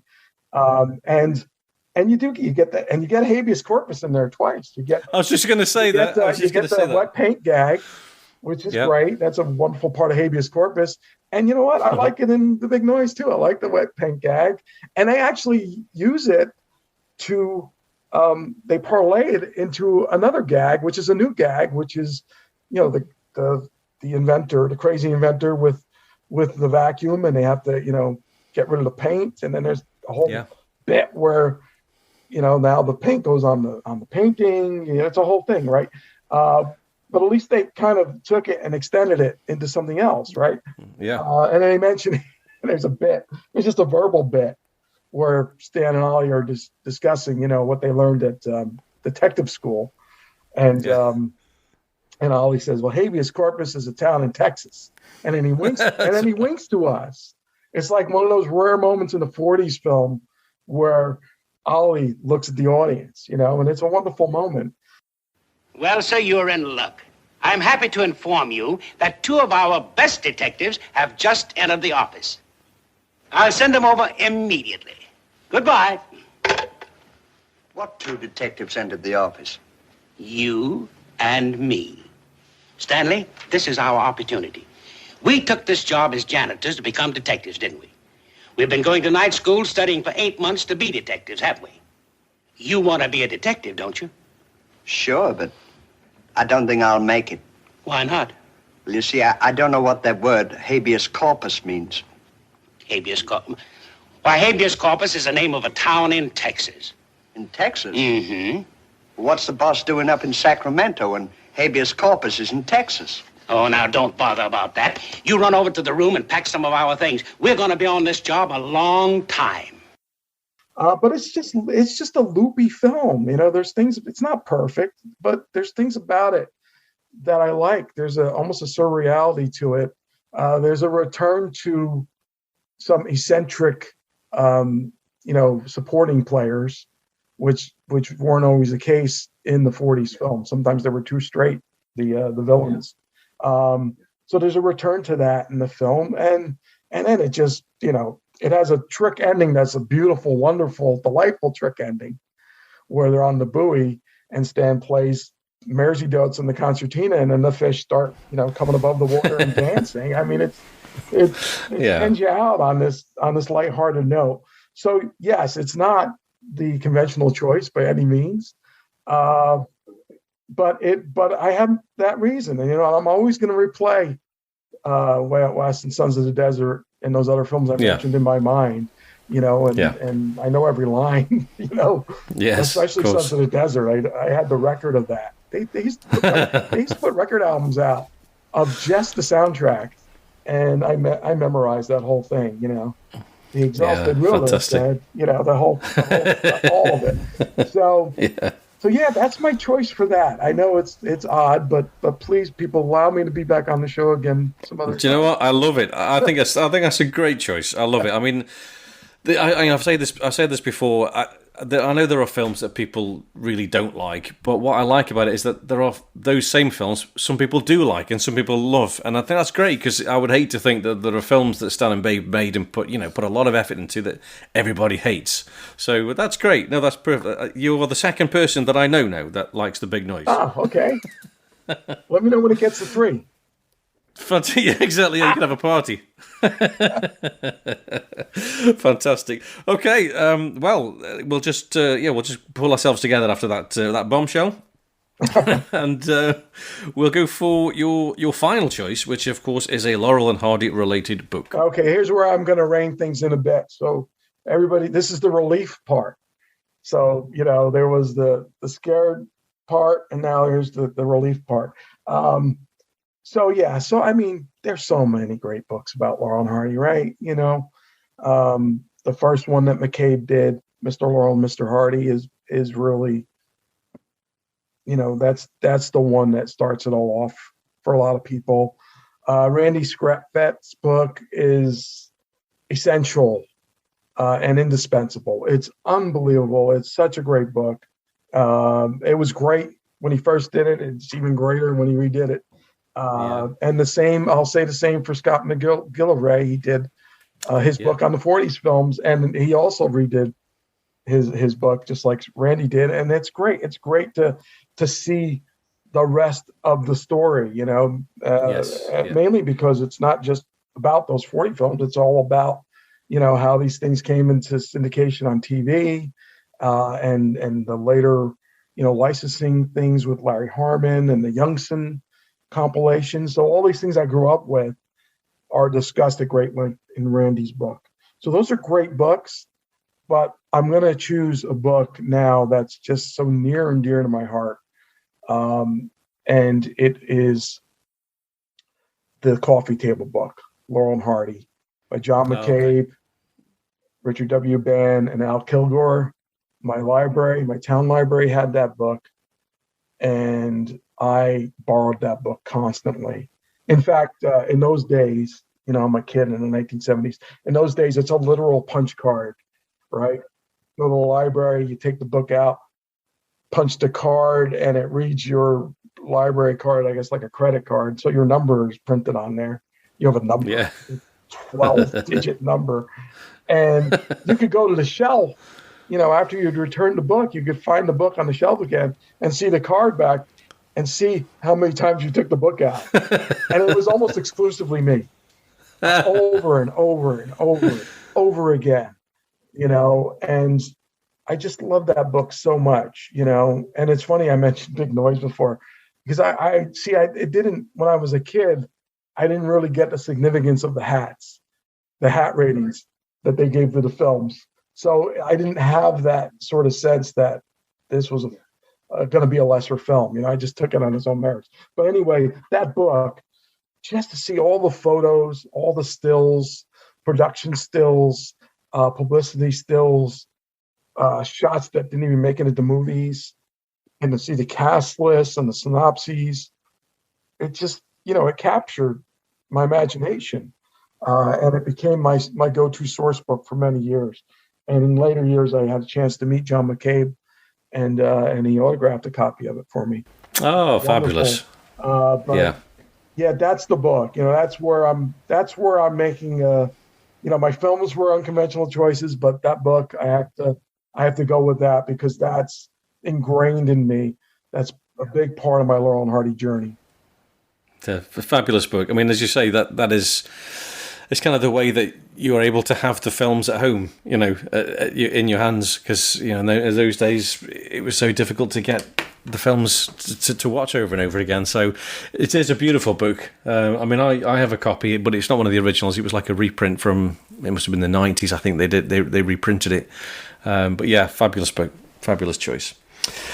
Fantastic. Well, that kind of brings us to the end of the Laurel and Hardy questions. The only other questions I was going to ask you, Paul, is whilst you've got our ears, are there any projects that you're currently working on that you'd like to promote? Yeah, I have a few things here and there. Nothing too actively right at the moment, but I will mention a few things. I am a pretty regular speaker at the West Orange Classic Film Festival in West Orange, New Jersey, with the exception of a couple of years where I was living in California and the pandemic year. But for those screenings, they have been pretty much alternating between Laurel and Hardy and Abbott and Costello films. So I'll get up there and I'll do a little introduction and then do Q&A afterwards. And it's been great. It happens early each year, usually between January and February. In the past, I did sort of a matinee recreation one year where I showed Flying Deuces with a Popeye cartoon and a Flash Gordon cereal. And I chose Flying Deuces because we wanted to keep licensing fees down, and knowing I was going to show three things, we just went with public domain for that year. But then I did also the Music Box with Way Out West, the restored versions, back in 2018, and that went over really well. And I'm hoping real soon, maybe even in 2023, to do more of the restorations. Shorts, I kind of have this thought in my head to do Laurel and Hardy at work. It would be like, Busybodies, Hog Wild, Toad in a Hole, and Helpmates, working at the job and at home, and those are all restored. So that's my hope, is that will be next. I was working for a bit on a documentary about the Bowery Boys and Dead End Kids. I'm not sure the current status of that. They were trying to get post-production funds. So I'm not sure where that's at the moment. And other than that, I wrote comics for many years. I haven't done any comic book projects recently, but you never know if that may pop up again. I've also written some animation. I have a couple of scripts for a streaming video show called Coco Talk that they're going to be produced soon. And that's kind of almost like a comedy. It's like a spoof of talk shows with a mug of cocoa and a little marshmallow as the co-host who floats atop of it. And I didn't create it, but it's something that's being done through a company called Minnow. And that should be out, I think, in the fall, a couple of the episodes that I wrote. So it's kind of like a comedy duo in a way. And that's, that's really where I'm at right now. There's always something brewing. I want to dig deep into this Scared Silly project again, start doing reviews. Of course, there will be a quite forthcoming Habeas Corpus review. Yes, get it done quick. Coming because of the time we had here today and revisiting the film. It's time for me to actually write that review. So this has been good impetus to get that accomplished. Good. I appreciate it. But yeah, I'm glad to be of help. Fantastic. And is there anywhere that people can find you online, Paul, if anybody wants to sort of get in touch and find out more about what you're doing? Sure. The best place would be to go to my Scared Silly blog, which is Scared Silly by Paul Castiglia.blogspot.com. I know it's a mouthful. You spell my last name Castiglia. That would be the tricky part for people. Scared Silly by paulcastiglia.blogspot.com. Fantastic. Well, we'll put a link to your blog in the show notes to the blogcast today as well, Paul. So anybody could just go on there and click straight through to your blog. So that'd be fine. Brilliant. It's been great just chatting through all the scare comedies and the history. It's been really interesting though as well, the way we looked at Stan's creative process and the way that he is developing as well. Fascinating. Paul, thank you so much, and hopefully you'll come on again another time, perhaps when we get to the murder case or Live Ghost or something. I would love to. Fabulous. Thank you so much for your time. It's been wonderful. Thank you, Patrick. Be well.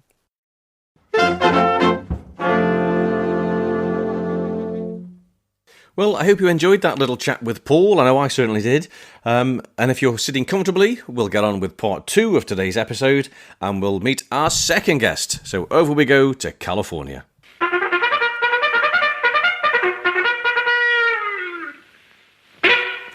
Now, as an added treat on episode 24, and to complete our look at Laurel and Hardy's Habeas Corpus, I'm delighted to welcome back the brilliant Randy Skretvedt. Welcome back, Randy. Well, I don't know how brilliant I am, but thank you for having me here. Very, very brilliant. Very brilliant. Randy, thank you so much for agreeing to jump on this episode. I really wanted the benefit of your expert knowledge to complete our deep dive into Habeas Corpus, because it's a very important, it's a historically important Laurel and Hardy film. Obviously, Habeas Corpus marks the beginning of Laurel and Hardy's transition from silent to sound films. And that transition, for all studios and actors, I find endlessly fascinating. So I just wondered if we could begin by, this is a big question, but if we could just try and sum up the general kind of background behind this industry-wide movement into sound. Okay. How's about that for a starter for 10? I will do that, but first I should mention that the commonly available DVD of Habeas Corpus in the UK does not have the soundtrack to which we will be referring. It has a newly recorded or more recently recorded pipe organ score. The real soundtrack is on the American Image DVD, which is long out of print. And I don't know where you can access the film with the actual score now, but I'm sure if you look hard enough, you can find it somewhere. You'll certainly know that. I think it's on YouTube. I think there is one on YouTube. Okay, because that actually was not even around when they did the laser discs. I don't know where Mr. A.G. located the discs, but he did eventually. Now, where they have since gone, God only knows, but at least we have them on that one DVD. All right, well, anyway, of course, the idea of sound in movies even predates movies, because Edison was trying to come up with a visual component that would be as successful as his phonograph. I mean, that was a very commercially successful invention. He was already making cylinder recordings for sale, mass producing them, and wanted to do something that would be the visual equivalent. And so that's why he began working with film and the kinetophone and all those good things in the 1890s. But the whole idea was born from the phonograph. So the idea of sound and film working together was there right from the get-go. And there are many, many different procedures that sort of worked, but really fell by the wayside. The most notable of which was probably Lee DeForest, who is more remembered for creating the audion tube that made radio possible. He had something called phonofilms, and that was a sound on film procedure. I think they were at 22 frames a second, and the soundtrack took up a large amount of the film itself, but they have somehow found a way to play those back and preserve them. Edison himself also made in 1913 a whole series of kinetophone films, and there's a DVD of those as well, one of which stars Arthur Houseman, whom we know. Oh, great. Yes, it's called Jack's Joke. So you can hear Arthur Houseman speaking in 1913, a full 19 years before Scram. So that's kind of interesting that Arthur Houseman's in a talkie going back that far. So that's, if you're really, really interested in the archaeology of sound on film, look for the kinetophone films. It's a DVD. So there was always this attempt to marry phonograph records and motion pictures. The problem was synchronization and amplification. Things were always going out of sync, or things were not loud enough. But it seems like the people at, I think it was Western Electric, created the system whereby a disc player was on a governor with the projector, and thereby they could, if you put them in, started them at the right place, as long as there weren't any breaks in the film or skips in the record, why theoretically you could keep these things in synchronization. And if you look in Magic Behind the Movies, I have a couple of photographs of Richard Currier and another man named Harrison from the sound crew installing these sound on disc with the projector playback machines. And Roach is looking very interested because he's paying a lot of money for these things. And of course, the people who install the sound equipment under the direction of Elmer Regis were from the Victor Talking Machine Company. So the idea really was that sound was going to be on records. And it was the Fox people, William Fox, that adopted a system. There was a guy named Theodore Case. And Theodore Case is the man who developed optical sound so that the soundtrack is actually on the film itself, not on a separate disc. And so Fox championed that system, which they called Movie Tone, and Warner Brothers championed the sound on disc system, which was Vitaphone. And MGM at first was sound on disc. However, their discs were not made. They were not technically Vitaphone discs. Their discs were made by the Victor Talking Machine Company, whereas true Vitaphone discs were made by Brunswick, another record company. And Warner Brothers actually bought Brunswick because they figured they needed a record company to press all those records they were going to need for soundtracks. Well, as it turned out, pretty much by 1930, everybody had gone to the Fox Movie Tone system. Anyway, the movie that is sort of the big announcement of sound on film is Don Juan, which is a Warner Brothers film starring John Barrymore and Mary Astor. And it came out in August of 1926.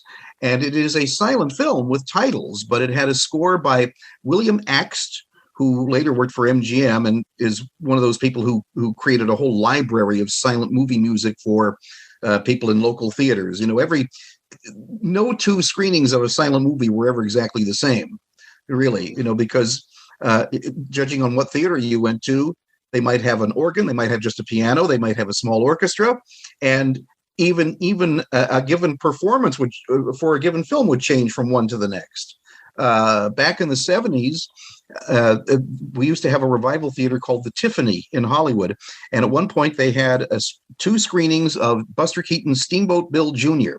at an afternoon and an evening screening. And Chauncey Haynes, who had played for motion pictures in the 20s, was going to be at the theater organ. So I said, I want to go to both screenings and see how much, if any, he plays from one show to the next. And sure enough, it was entirely different. He was composing as he was watching the film, which is really what those people did. And the only thing that he played that was the same in both shows was there was one gag that depended upon an old song called the Prisoner's Song. Buster's trying to get his dad out of jail. And the song goes, "Oh, if I had the wings of an angel, over these prison walls I would fly." It was a very well-known song in the 20s. And so for that, he played that little snippet of melody. Everything else was entirely just on the fly, just, you know, looking at the film and composing as you go. And that's really what those people did. So what Warner Brothers wanted to do was they wanted to bring a symphonic orchestra. You had those in the major cities. They would get music cues and they would get a symphonic. There was a full score written for Wings, for example, which has since been re-recorded on the Blu-ray. You can hear the 1927 score for it. And the Warner Brothers wanted that to be in every theater around the country, thereby throwing a lot of musicians out of work too, by the way. Yeah, exactly. And there were a lot of suicides because of this. If you see the Kevin Brownlow series Hollywood, which is about the silent era, the 13th and final chapter is all about these many different attempts to create sound on film, and then the repercussions in the industry when they finally did go to sound films. It's very fascinating. So Don Juan was the first one, and August of 1926, and it had a full score, but there were occasional sound effects. There was a swashbuckling sword battle between John Barrymore and the villain, and you hear the clash of the swords going back and forth. But that's about it. There's no dialogue. And this was accompanied by a bunch of Vitaphone shorts, which had some vaudeville people, and it had Martinelli singing opera, and these actually had speech in them. And those actually seemed to be more popular than Don Juan. And so the Warner Brothers took note. And when they did the Jazz Singer the next year, which was August of 1927, or October of 1927, rather, that's mainly Jolson singing, but there are a couple of moments where he talks to the audience, and he's to the audience in the film, and he says, wait a minute, you ain't heard nothing yet. You want to hear Toot Toot Tootsie? All right, 3 choruses, and then da-da-da-da-da. And that made people sit up to take notice, and mostly a scene where he talks to the actress playing his mother, Eugenie Besserer, and he's ad-libbing. He's playing the piano, and he says, Mama, if I do well in this show, I'm going to take you out of here, and I'm going to build you a nice house in the Bronx, and da-da-da-da-da-da. And it's so intimate and seems so real because he's just ad-libbing it. And that's what really made people say, oh, wait a minute, you can do more with this than just add music to a silent movie. And so that's what really tipped the balance toward dialogue in film, that one scene with Jolson. So MGM was the distributor for Hal Roach's films, and they had been since September of 1927, and they were always the most timid studio about new technology. Warner Brothers and Fox were always the guys who leapt into new technology, and they're always the ones who won the Academy Awards for sound or optical effects or whatever. MGM was always wait and see, and when the other guys get all the bugs out of everything, then we'll go for it. And so they didn't get around to doing music and sound effects until September of 28 with Our Dancing Daughters with Joan Crawford. And then a little bit later, they did some talking sequences in their films. They did one called Alias Jimmy Valentine with William Haynes. And so Hal Roach was a little more forward-thinking than his distributors at MGM. And so he, in October, he went to Camden, New Jersey to talk to the Victor people about installing sound equipment because he could see that this was the coming thing. He didn't think it was a fad. And the quote is, let's see, they damn near threw me out 3 or 4 times. But in a week, I ended up with a contract with the Victor Company. They didn't want to get into the picture business. They were making records. But I had some pretty good arguments for them why it wouldn't hurt them to get in. And until RCA bought Victor, they made all the sound in my studio.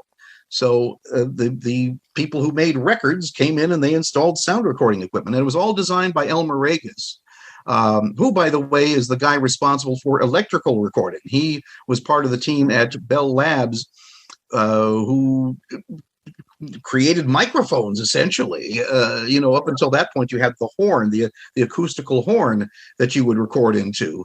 But the transition for records happened in the spring of 1925, and that's because this new technology became available to recording studios. So Elmer Regas is the guy responsible for all of that. So anyway, all through that period of 1927, 28, and early 29, you have these hybrid films where some of them, like Habeas Corpus, are what they called synchronized. They weren't sound yet. They were just music and effects. And in fact, there are trade ads that Metro-Goldwyn-Mayer placed in the magazines for exhibitors. And they say, Laurel and Hardy, we have them in silent, synchronized, and sound. And so they had, at that point, you could get Double Whoopee and Big Business, which had no score whatsoever. They were just silent, and you had to put in your own music. Or they had Habeas Corpus, We Fall Down, Liberty, which have the synchronized scores. And they were rush releasing Unaccustomed as We Are and Birthmarks and Men-O-War, these early talkies. In fact, it's interesting. The last silent is Angora Love, which was made in March of 29 and was not released until mid-December. And I believe that is, in fact, the last silent film released by any major studio, Angora Love, because it's 2 months after MGM's last silent feature. So, there were some silent, very low-budget Westerns made in 1930.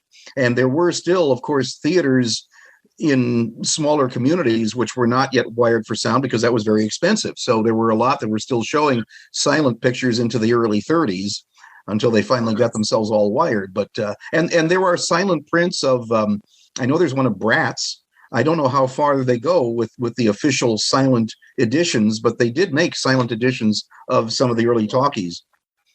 So, do we know why they kept Big Business and Double Whoopies as just pure silence? I don't know, but it's interesting that the films, I think there's 5 before them that have the full orchestral scores, and then the 2 after them have only one pipe organ, which is of course much less expensive. So it must have had to do with money. Right. And possibly speed, I guess, as well, just trying to churn things out and move on and pass the silence, maybe. Yeah, I don't really know why those 2 did not have scores. The organ, by the way, that you hear in Bacon Grabbers and Angora Love is, for you jazz aficionados out there, Fats Waller, the great jazz stride piano player and singer and composer, made several pipe organ solo records, jazz solos in 1928 and 29, and that's the very same pipe organ that you hear on those 2 Laurel and Hardy scores, because those were recorded, as was the score for Habeas Corpus, in the Trinity Baptist Church. Their congregation had flown somewhere else, I don't know, but anyway, Victor had bought the Trinity Baptist Church in Camden, New Jersey, and they loved the acoustics, and they installed recording equipment and made a lot of their records there. And there was already an organ there, being that it was a church. So they had another guy under contract named Jesse Crawford, who was very popular, and he was a theater organist, and he used that organ as well. Brilliant. I thought you were going to say Fats Waller actually played the music on no, Habeas well, Corpus. Somebody was wondering about that, and let's see, I found the guy's name. Hang on. Yeah, Norbert Ludwig is the guy who plays for Bacon Grabbers and Angora Love, playing the SD pipe organ in the Trinity Baptist Church at 114 North 5th Street in Camden, New Jersey. So now you know. Brilliant. Listening back to what I think is the original soundtrack to Habeas Corpus that I found on YouTube, the sound effects track is quite rudimentary, I think is probably is fair to say. I guess Richard Courier was just basically finding his way, just finding his feet and making it up as he goes along. Yeah, well, as with everybody. Yes. One thing I like is the approximation of Leo the Lion's roar, which no, that isn't on the YouTube. It's not. Is it a tuba? Is it a tuba? It's a tuba. Yes, it's a guy. It's the tuba player, and whose name is Pfaff, Pfaff. Which is a good name for a tuba player, actually. And he's loosely, but when you play a trumpet or a cornet or a tuba, you don't blow it. You buzz. You do that on the mouthpiece. And it's a wonder to me that more trumpet players don't have strokes, because an amazing amount of pressure builds up in your head when you do that. Anyway, he's loosely buzzing on the mouthpiece of the tuba, making this sort of a rather flatulent sound, unfortunately for poor Leo. That famous piece of film, Jackie the Lion, was the name of the lion, and it was shot silent. And when you see the silent era films, he turns his head majestically, and then it's like somebody said, "Jackie," and he comes back and goes, "Huh?" Well, they cut that because it doesn't look good. So by the time of the talkies, they just fade it out by the time he turns his head majestically.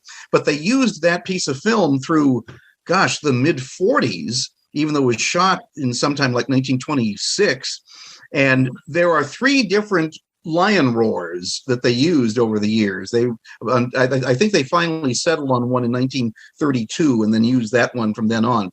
But if you look at the definitive restorations, you'll hear 3 different lion roars on the early talkies, because it's all post-sync, because it was shot silent.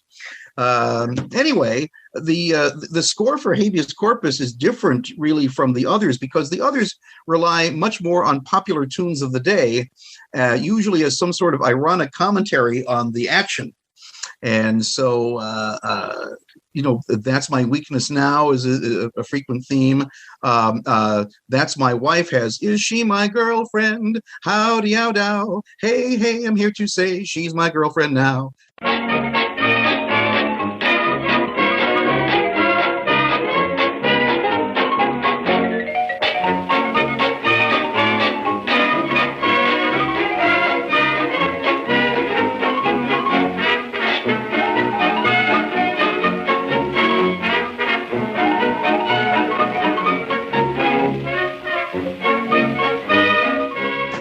And they use Ain't She Sweet, and things like that.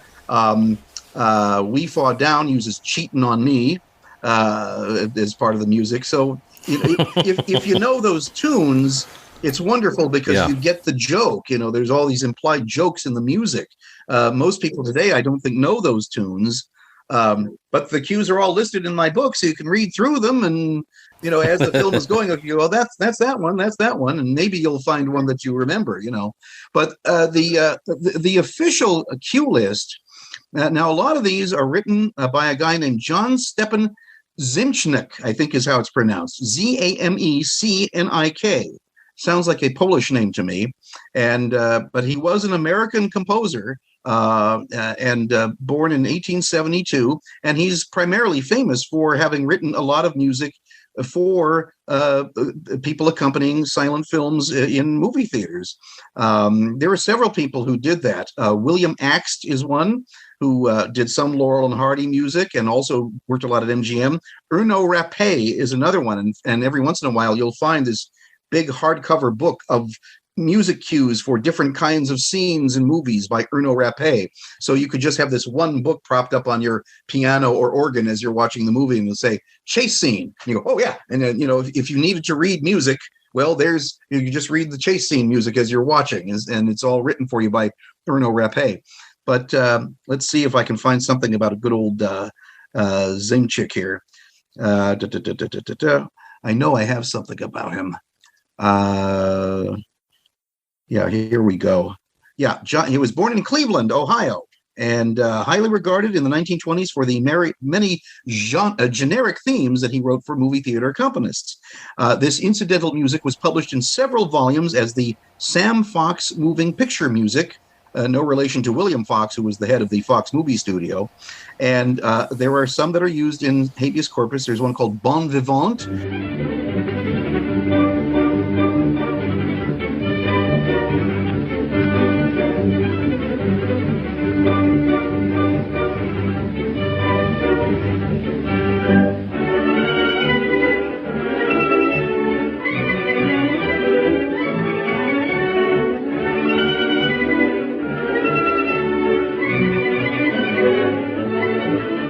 Storm music.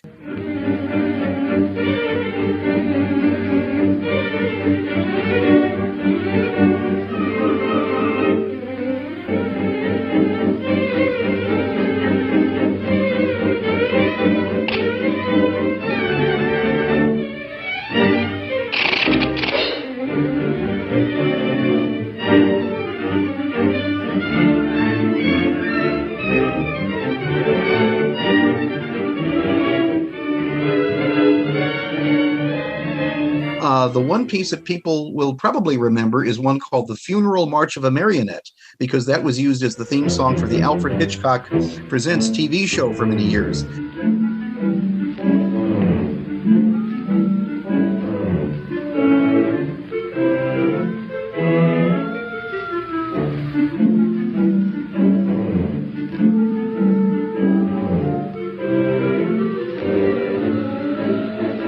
So that's in Habeas Corpus, and it's not in the official list of cues, but they do have at the very end. They have there's a little bit of Kitten on the Keys. There's a scene where a cat goes by, and they use the intro of Kitten on the Keys, which is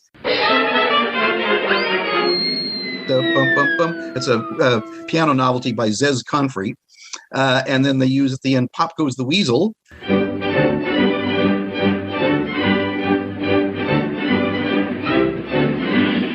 And a little bit of I'm Always Chasing Rainbows when Ollie is coming up out of the mud puddle.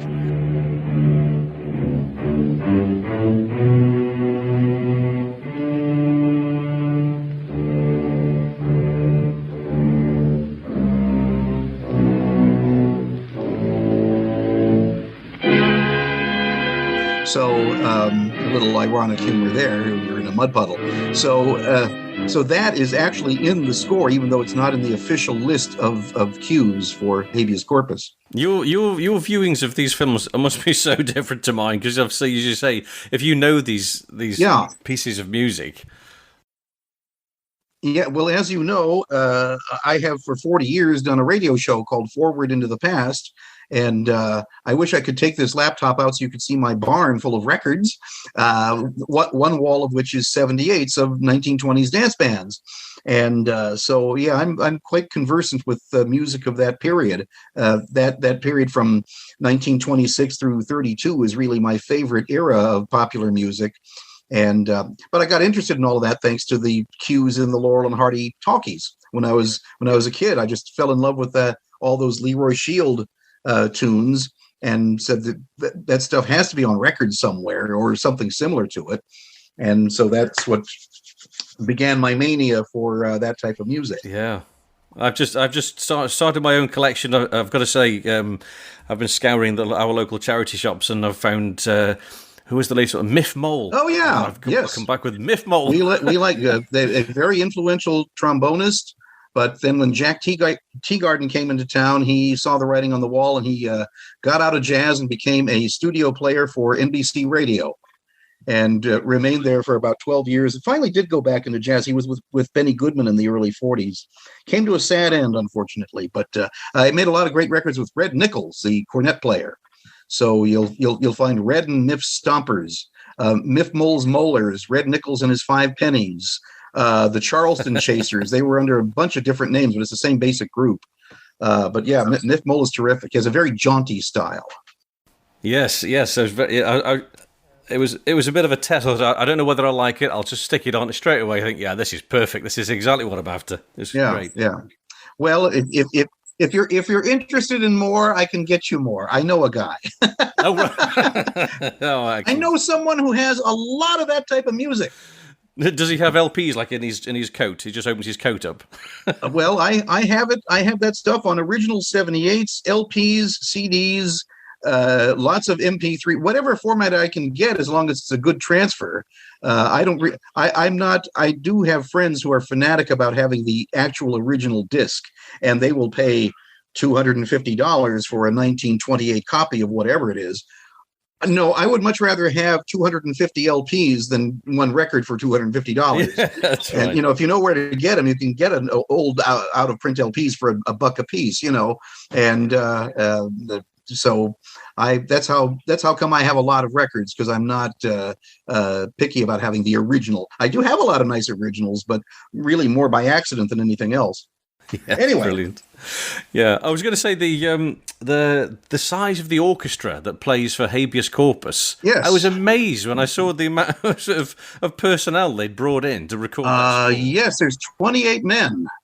And I was able to identify some of them. I was able to find who played what. It's not on that ledger. And I'm also trying to figure out where I got that ledger that I sent you. That may have been sent to me by Pete Schroeder. That's my guess, because I don't think it's on. There is a wonderful resource if you're interested in recording dates and locations and composers and things like that. It's the University of California at Santa Barbara, UCSB, and it's the Directory of Historical. It's all the recording information from Victor and I think Columbia. I think they're even going into Decca now, but they're going into all the old recordings. They've got the 20s very well covered, and the 30s, and just anyway, look up UCSB DHEA recordings, and you'll start going down the rabbit hole of finding. You'll start searching. They have, by the way, that's where I found a lot of the information about Hal Roach talkies, because if you type in Hal Roach in the search engine, they have the matrix numbers for these discs that were made for early Hal Roach sound films. And it's very interesting for unaccustomed as we are, they were making a new disc basically for every take. There's like 60 discs, and they very quickly realized they didn't have to do that. That was very cumbersome doing that. And so ultimately what they wind up doing is recording everything on optical film, and then when they get the track all put together, then they just make a disc of that. So the idea of recording live in the studio on disc as well as on film went by the wayside very quickly. It was very cumbersome, but they did try that on Unaccustomed as We Are anyway. Yes, we have on the habeas corpus, we have 28 men crowding themselves into the Trinity Baptist Church. And what do we have? We have some regular Victor musicians. So these were guys who were either under contract with Victor, or they were just people who were regularly engaged by Victor. Sam Pasternak on viola, Alexander Schmidt on violin, Clement Barone on flute, etc., etc. Then we have some who are Philadelphia men, and I presume it's from the Philadelphia Orchestra that Eugene Ormandy would later be the conductor of. And we have another Pasternak, David Pasternak on violin, Joseph Chudnovsky on violin. There's lots of them there. They're all listed in Magic Behind the Movies, and there's a few for which I couldn't figure out what instrument they played, but we do have as the lineup 4 first violins, 2 second violins, 2 violas, 2 cellos, a string bass, a harp, 2 trumpets, 1 trombone, 2 clarinets, 2 French horns, 2 flutes, a tuba, piano, oboe, bassoon, 2 traps, meaning drum kits, and a xylophone. That's a very involved arrangement. Yeah, for a two-reel comedy, certainly. Yes. And also, I mentioned in Magic Behind the Movies, Richard Currier told me that he went to Camden to oversee the recording of these first synchronized pictures. And he couldn't remember the name of the musician that he worked with. It might have been Nathaniel Shilkret, who later worked at Roach's on Bohemian Girl. He was sort of overseeing all of the popular music that Victor was releasing at that time. And the guy who is the director of the Habeas Corpus sessions is Rosario Bourdon. And I think he made some records as a band leader also for Victor. And then Joseph Pasternak also oversaw some of them. So they had different people working on these, but they were all recorded in Camden, New Jersey, and most of them at the Trinity Baptist Church. And I'm trying to find now the quote from Richard Currier, where he was talking about how he wanted to do a sound effect with some rocks. And there was a certain thing on the recording device called a light valve, and it was very fragile. And if you had too loud a noise, the light valve would break. And he said, well, how much does this cost? $100? He said, oh, no, 20 or 30 cents. It was like a little fuse, basically. He said, well, to hell with it. We're going to do the loud sound then. He wanted to shoot off a gun, was it? He wanted to shoot off a gun for a gun sound effect.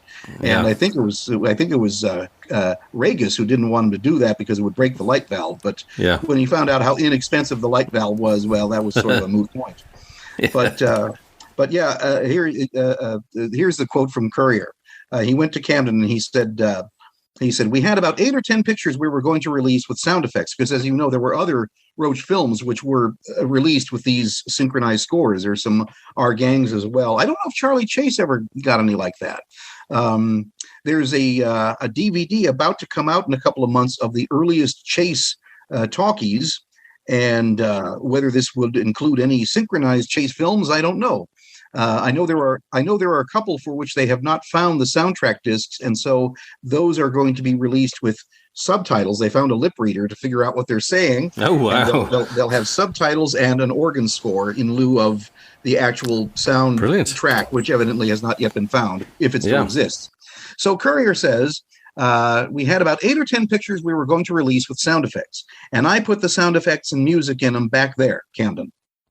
There was a well-known musician there. I can't remember his name, but he said, hell, I don't know anything about the picture business. You pick your own music. I'll make it for you, and you can handle it from there. So it might have been, Currier may have had a hand in picking the popular tunes. I know that he played, did he play saxophone? He played something or other, a banjo, I think. And he said Hal Roach played saxophone.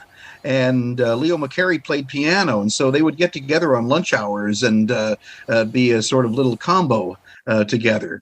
Courier was certainly aware of popular music at the time. He might have been the guy to pick some of those tunes. So he said, so I cut the music tracks together, and then when we did the redubbing, I added a bunch of sound effects. I'll never forget, I wanted the noise of a big bump for one of the pictures. They had a big box filled with rocks, and you'd turn it over and you'd hear the bumping against the side. Well, they didn't give me a rehearsal. I thought, what the hell, don't need any damn rehearsal. All you had to do was dump it over and record the bumps. Well, instead of taking it easy, I gave the box a hell of a shove, and bumpity bump, bump, bump, you really hurt those damn rocks. So they had to do a retake. Mr. Courier was congenitally unable to utter more than 3 sentences without damn or hell being in there. So that's one of the charming things about him. I do like the sound of Richard Courier. I've got to say, every time I read anything about him, I just feel drawn to the guy. Well, do you have the CD? Do you know what his actual voice sounds like? Yes, it's very gravelly, isn't he? Yeah, it's also on the definitive Blu-ray or DVD, the definitive restorations. He was still a chain smoker when I met him on his 88th birthday, which August 28th of 1980. And he was still smoking up a storm all the rest of the time I knew him, which was another 4 years or so. Have a cigar? Don't mind if I do. So, anyway, Habeas Corpus, as I say, it's quite surprising when you hear it because, unlike the others, I think it's a larger orchestra and a more classically oriented score because the tunes... a lot of them are by Mr. Zemchnik, and several of them are by someone named Will Donaldson, not to be confused with Walter Donaldson, who was a popular songwriter. But these are A Cannibal Carnival.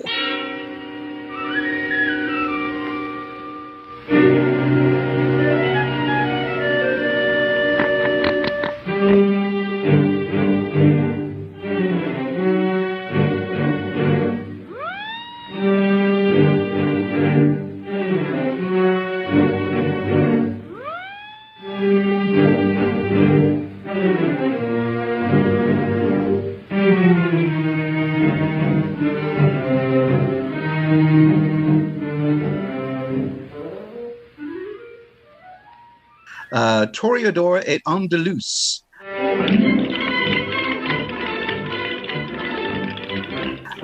Pollywog's Frolic. That's one by William Axt. Hey, Ollie, what?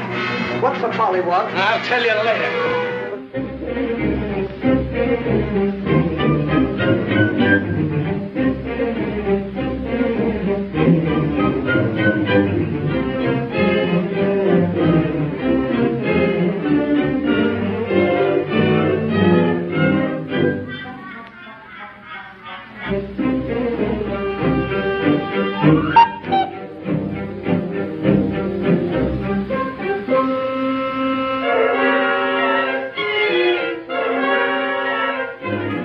And then we have a bunch of them from something called Congo Sketches. I don't know what Congo Sketches is, but evidently it had a lot of very fearsome, frightful music in it because they use Dance Barbar many times from that.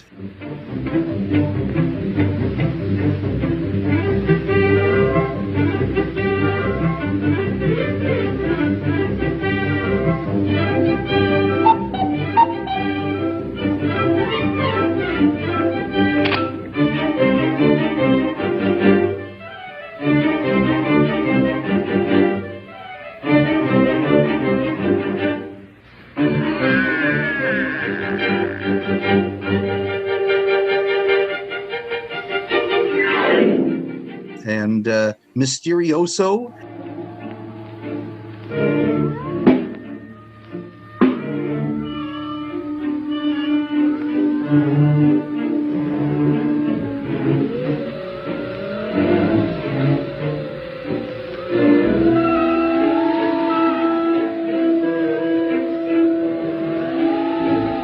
And then, of course, Funeral March of a Marionette.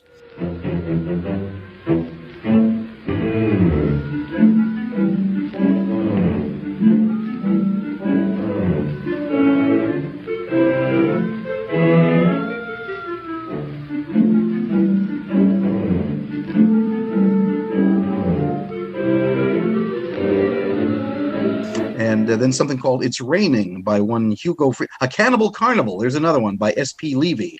So it seems like they just pulled out a lot of very spooky sounding cues and knitted them all together for the score for Habeas Corpus. They may have already had, and probably did already had, orchestral pieces ready to go, and that's probably what determined the makeup and the number of the orchestra. It determined what instruments they needed and how many guys. Would probably determined by the prefab score. So there you go. There's the music for Habeas Corpus, and there were several little bits and pieces in the script that they didn't use in the film. At one point, when Laurel and Hardy were first supposed to be introduced to the professor, he was eating spaghetti, and there was a whole gag there where they were eating spaghetti together. Well, that didn't wind up in this film, but it did wind up in Unaccustomed as We Are.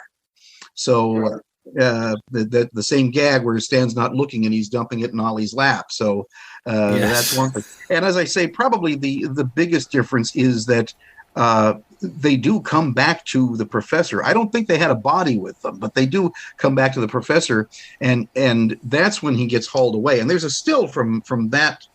They must have filmed that version of the ending and then scrapped it, because there is a still where you see Laurel and Hardy watching Richard Carle being taken away by police.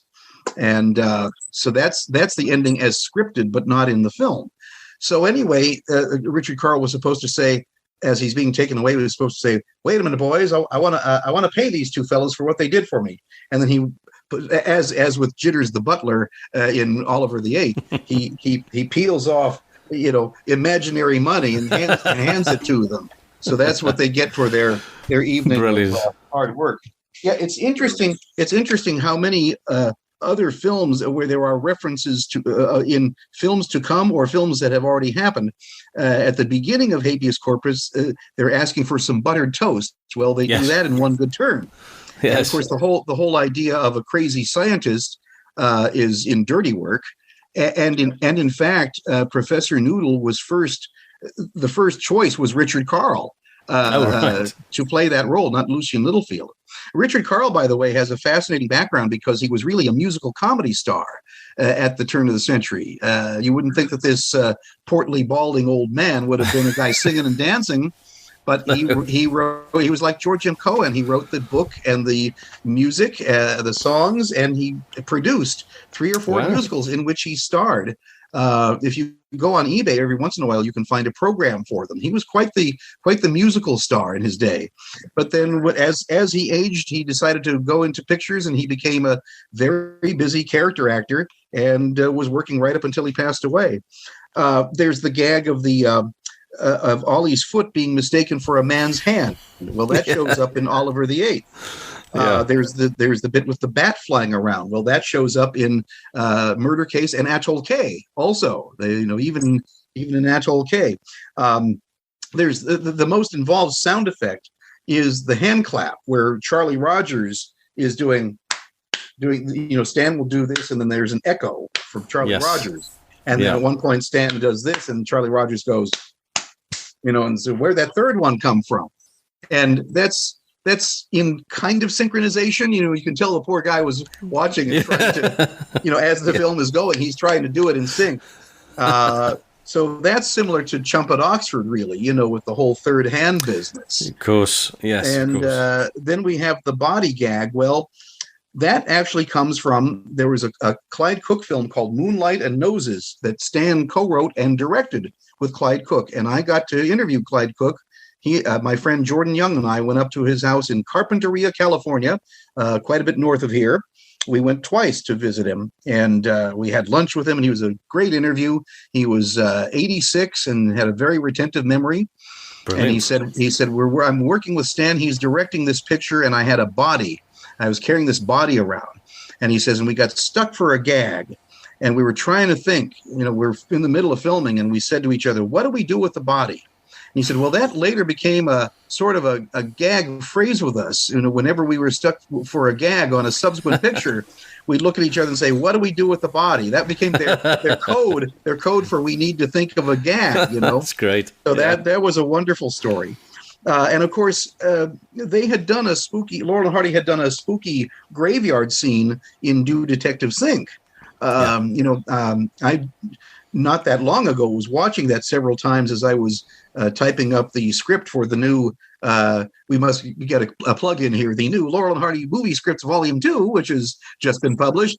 There is a script for Do Detectives Think in there. And of course, before I wrote my introductory notes to delineate the differences between the script and the movie, I had to watch that 4 or 5 times and really get that ingrained in my memory so that I could look at the script again and say, they're missing this, that's not there, Yeah. But it is interesting that they are similar. The gangs are different, but it's kind of the same basic premise, Definitely. Did you spot the continuity error, Randy? With the continuity error? Yes, yeah. In Do Detectives Think, they're walking down the street and the wind blows the hat off. Yeah, Ollie's hat off.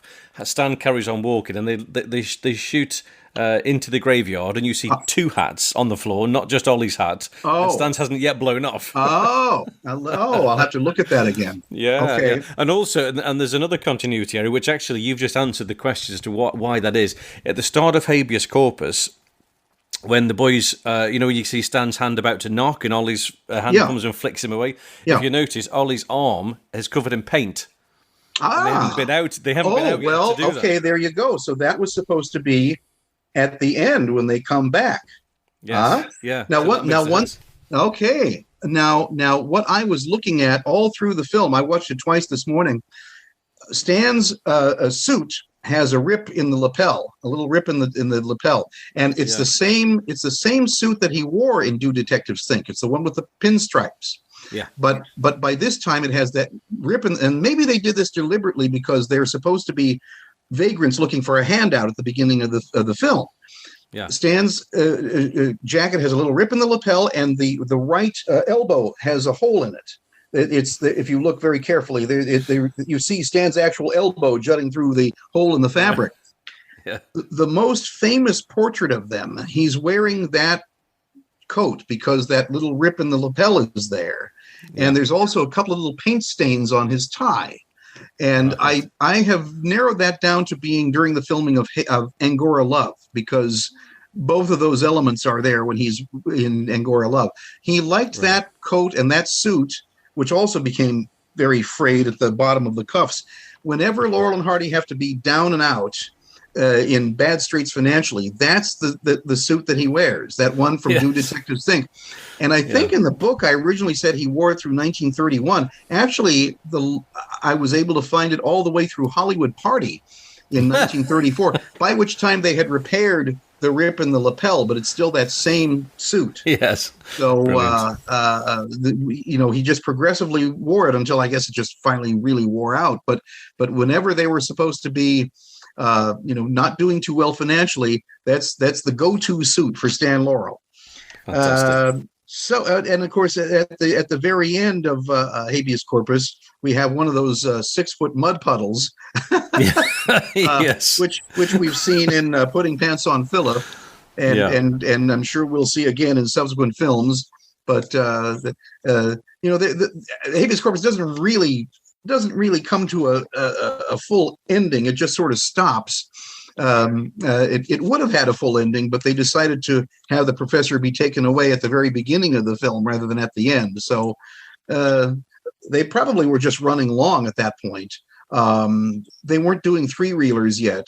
They were pretty strict about things being 20 minutes, because the exhibitors were planning their program that way, that the cartoon was this long, the newsreel was this long, the short was this long, and here's our feature. Yeah. And yes, if you made the short a reel longer, it sort of threw things out of whack. So that's probably why they wrap it up rather hastily. Yes, yeah. Oh. But apparently, it was one of the. I'm trying to find where's my article. It was one of the funniest films. Let me get this right. It had the most laughs in it. Let me get the article.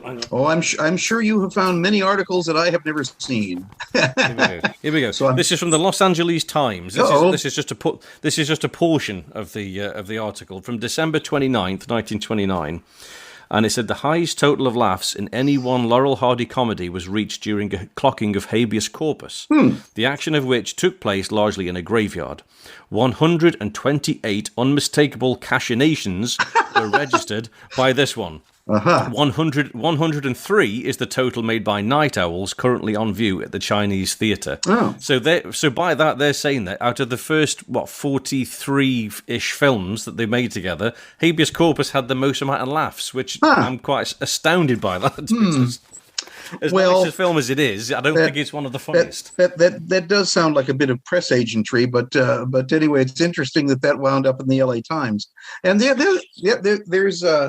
there's an interview with Stan around when they were making Night Owls, or just after they'd finished Night Owls. So for some reason, there was a lot of interest in Laurel and Hardy by the Los Angeles Times at that particular moment, because there's Philip K. Schuer was the longtime film critic at the LA Times, and he interviewed Stan, and that's where there's a quote from Stan saying that he was unhappy that they had to keep Night Owls down to 2 reels. I think it's the same article. Yeah, and of course they didn't in the foreign language versions, which are much longer. And the next film, as it turns out, is their first 3-reeler, is Blotto. So maybe Stan went to Roach and said, do we really have to keep these things to 2 reels? Because sometimes they need to be longer. And that is one of the quotes in that same article. They're talking about they're talking about the pie fight and about being they sort of they're typecast as that's all they do. He says, in fact, we've only done that in about 3 of the films. And then they went on saying about we're now going to make films to be as long as they need to be. To make the most of them. So that's exactly it. Yeah. Good. I'm glad I've seen that one then. I know there are still out there. There are still several wonderful articles that have escaped my radar, but despite all of my diligence in doing research, but there's more. So.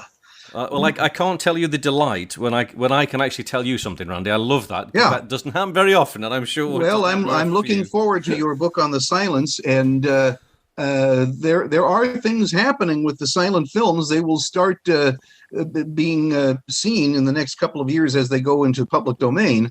As Jeff Joseph, who funded the most of the restorations for the definitive restoration set, he says every one of these films presents its own horror story. And, this is the thing, is that these were not lovingly cared for. Hal Roach's attitude was, I did those already. I want to do what I'm doing today and tomorrow. And unfortunately, that sort of reflected itself in the way that the film library was handled. And, you would think after the late 1940s with television, you would think that somebody in the Roach studio would have said, people want these for television. We really ought to invest some money in preserving the library. But it seemed like every time there was a new licensee, they'd go, oh, surely this is the last one who will want these old things. Who wants these? They're from 1929, for crying out loud, And then Youngson comes along, and then Walter Reed comes along, and Mirisch, and all these other people who were licensees over the years. Janus Films. It's they're being pieced together from multiple sources now, and I mean there are times when I was buying these films in the late 60s and early 70s on Super 8 when I was a kid, and I have all the Laurel and Hardys that Black Hawk made available on Super 8, either silent or sound.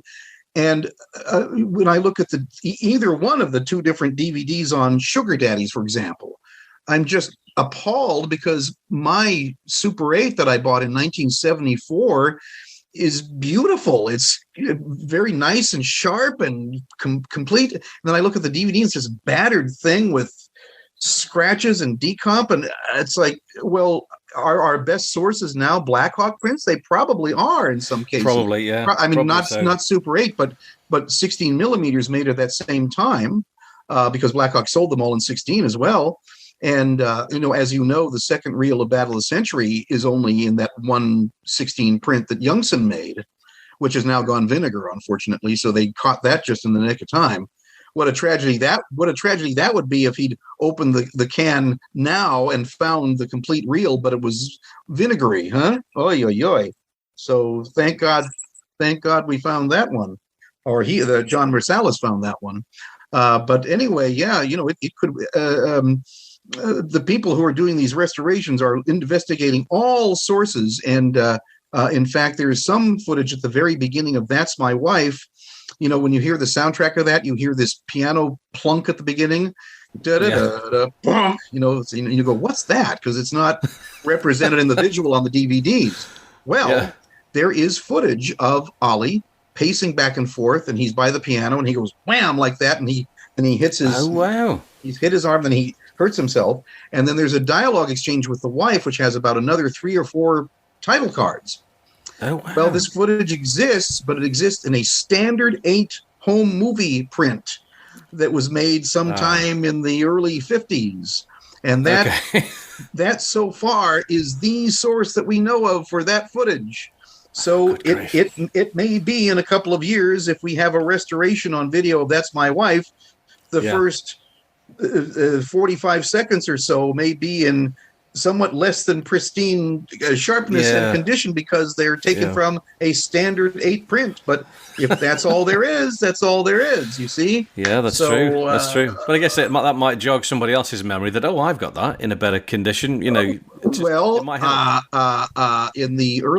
was in my early teens, I was buying bootleg prints of Buster Keaton movies from a guy in Buenos Aires. He didn't sell in Super 8. He only sold in Standard 8 and 16. So I had to go out and get a Standard 8 projector. But he had, The Goat, The Boat, Neighbors, Convict 13. He had all the shorts and most of the features, and I wanted them. So I saved up my allowance, and if I wasn't buying a Laurel and Hardy that month, I was buying a Buster Keaton. And so I got Convict 13, and it's complete, and it has the golfing sequence that is at the beginning and the end. It's the whole jail thing is really a dream, just like Oliver the Eighth, because Buster had been hit on the head with a golf ball. So I've got this print, and it's okay. It's not a great Keaton short, but I've got it. Okay, there it is. It's in my closet. Then I get the David Robinson book on Buster Keaton, and it says, surviving prints of Convict 13 no longer have the golfing sequence, which evidently was the beginning and ending of the film. I'm going, what? I have that 6 feet away in my closet. What do you mean it doesn't exist anymore? And then when they came out with the Laserdisc, it didn't have it. And I went, is this the only source that? Well, subsequently, Serge Bromberg at Lobster, of course, has combed the earth for every square foot of Keaton footage that there is, and he's found it, and it's intact now. Somebody else found for Keaton the shot of the boat, the famous shot of where the boat descends all in one smooth move until it's just Buster's hat. Well, the print that we have is Buster's print, which had decomposition on that shot. Well, someone else has found another copy of it that has that iconic shot clean. And Brilliant. So I know a couple of people who have access to it, and they're hoping to bring out a video release of that so we can finally see that without the distraction of all the decomposition spots on it. Yeah. So Brilliant. So it may help. Let's hope if they put it out that way. Because I guess is that the reason the the Laurel or Hardy Blu-ray that came out that Rob Stone was involved with. There are some beautiful quality images, and then for a few frames it'll go to a very blurred looking one, and I thought that must be where they've cut in 16mm or Super 8 or whatever. So that would be the reason for that. They're just when they have the available frames, they'll put it in from whatever source they've got, but sometimes it is a little bit distracting because they are going to an inferior source. But I guess complete. The content is there. That's right. Yeah, definitely. Definitely. Yeah, it's such a shame the silence have been very sort of neglected over the years, but hopefully things are changing. Let's fingers crossed. That would be great. And I do think that is a lot of. When you look on social media and you see so many Laurel and Hardy fans' attitudes toward the silent films are so negative, and they just won't touch them, they won't look at them, and I think that may be a big reason for it, isn't it? The quality that they've seen is just so off-putting. No. I'm sure that in a few years' time we will be very happy with what we have. It's gonna take several years, but if the planet can stick around for another 10 years, we don't all burn up with climate change, then maybe we'll be watching pristine Laurel and Hardy Blu-rays. Oh, I hope it won't be only streaming by that point. No. I like physical media. Thank you.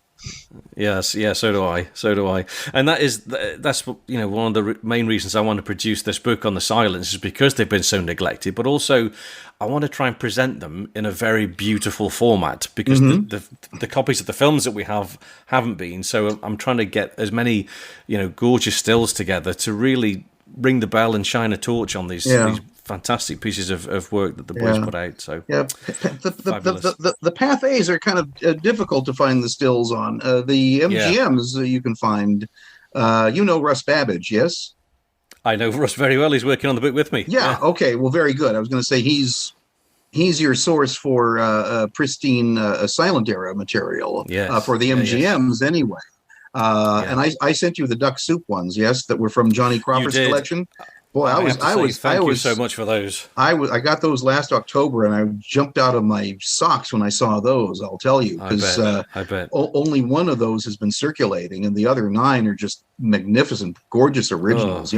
So they are amazing. But I wanted you to have them, and I've given them to Serge Bromberg also for whatever future project he's working on, because they don't do any good sitting in my file cabinet. So I want. Well, this is true. I want them to be out and about, just as with the scripts that just came out.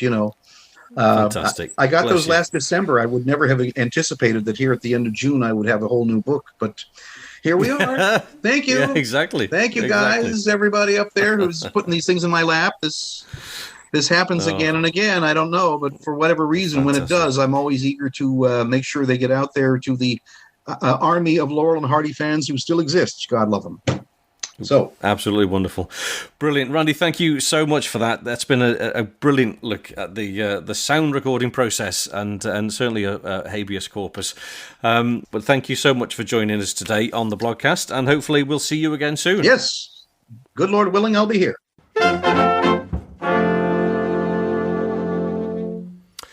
And there we have it. Or rather, there you have it. I'm having mine later. That's all there is today. I hope you've enjoyed our deep dive into Habeas Corpus. It really is an important film, no matter how you actually feel about the film itself. The fact that it is the first step towards the talkies is a very significant point.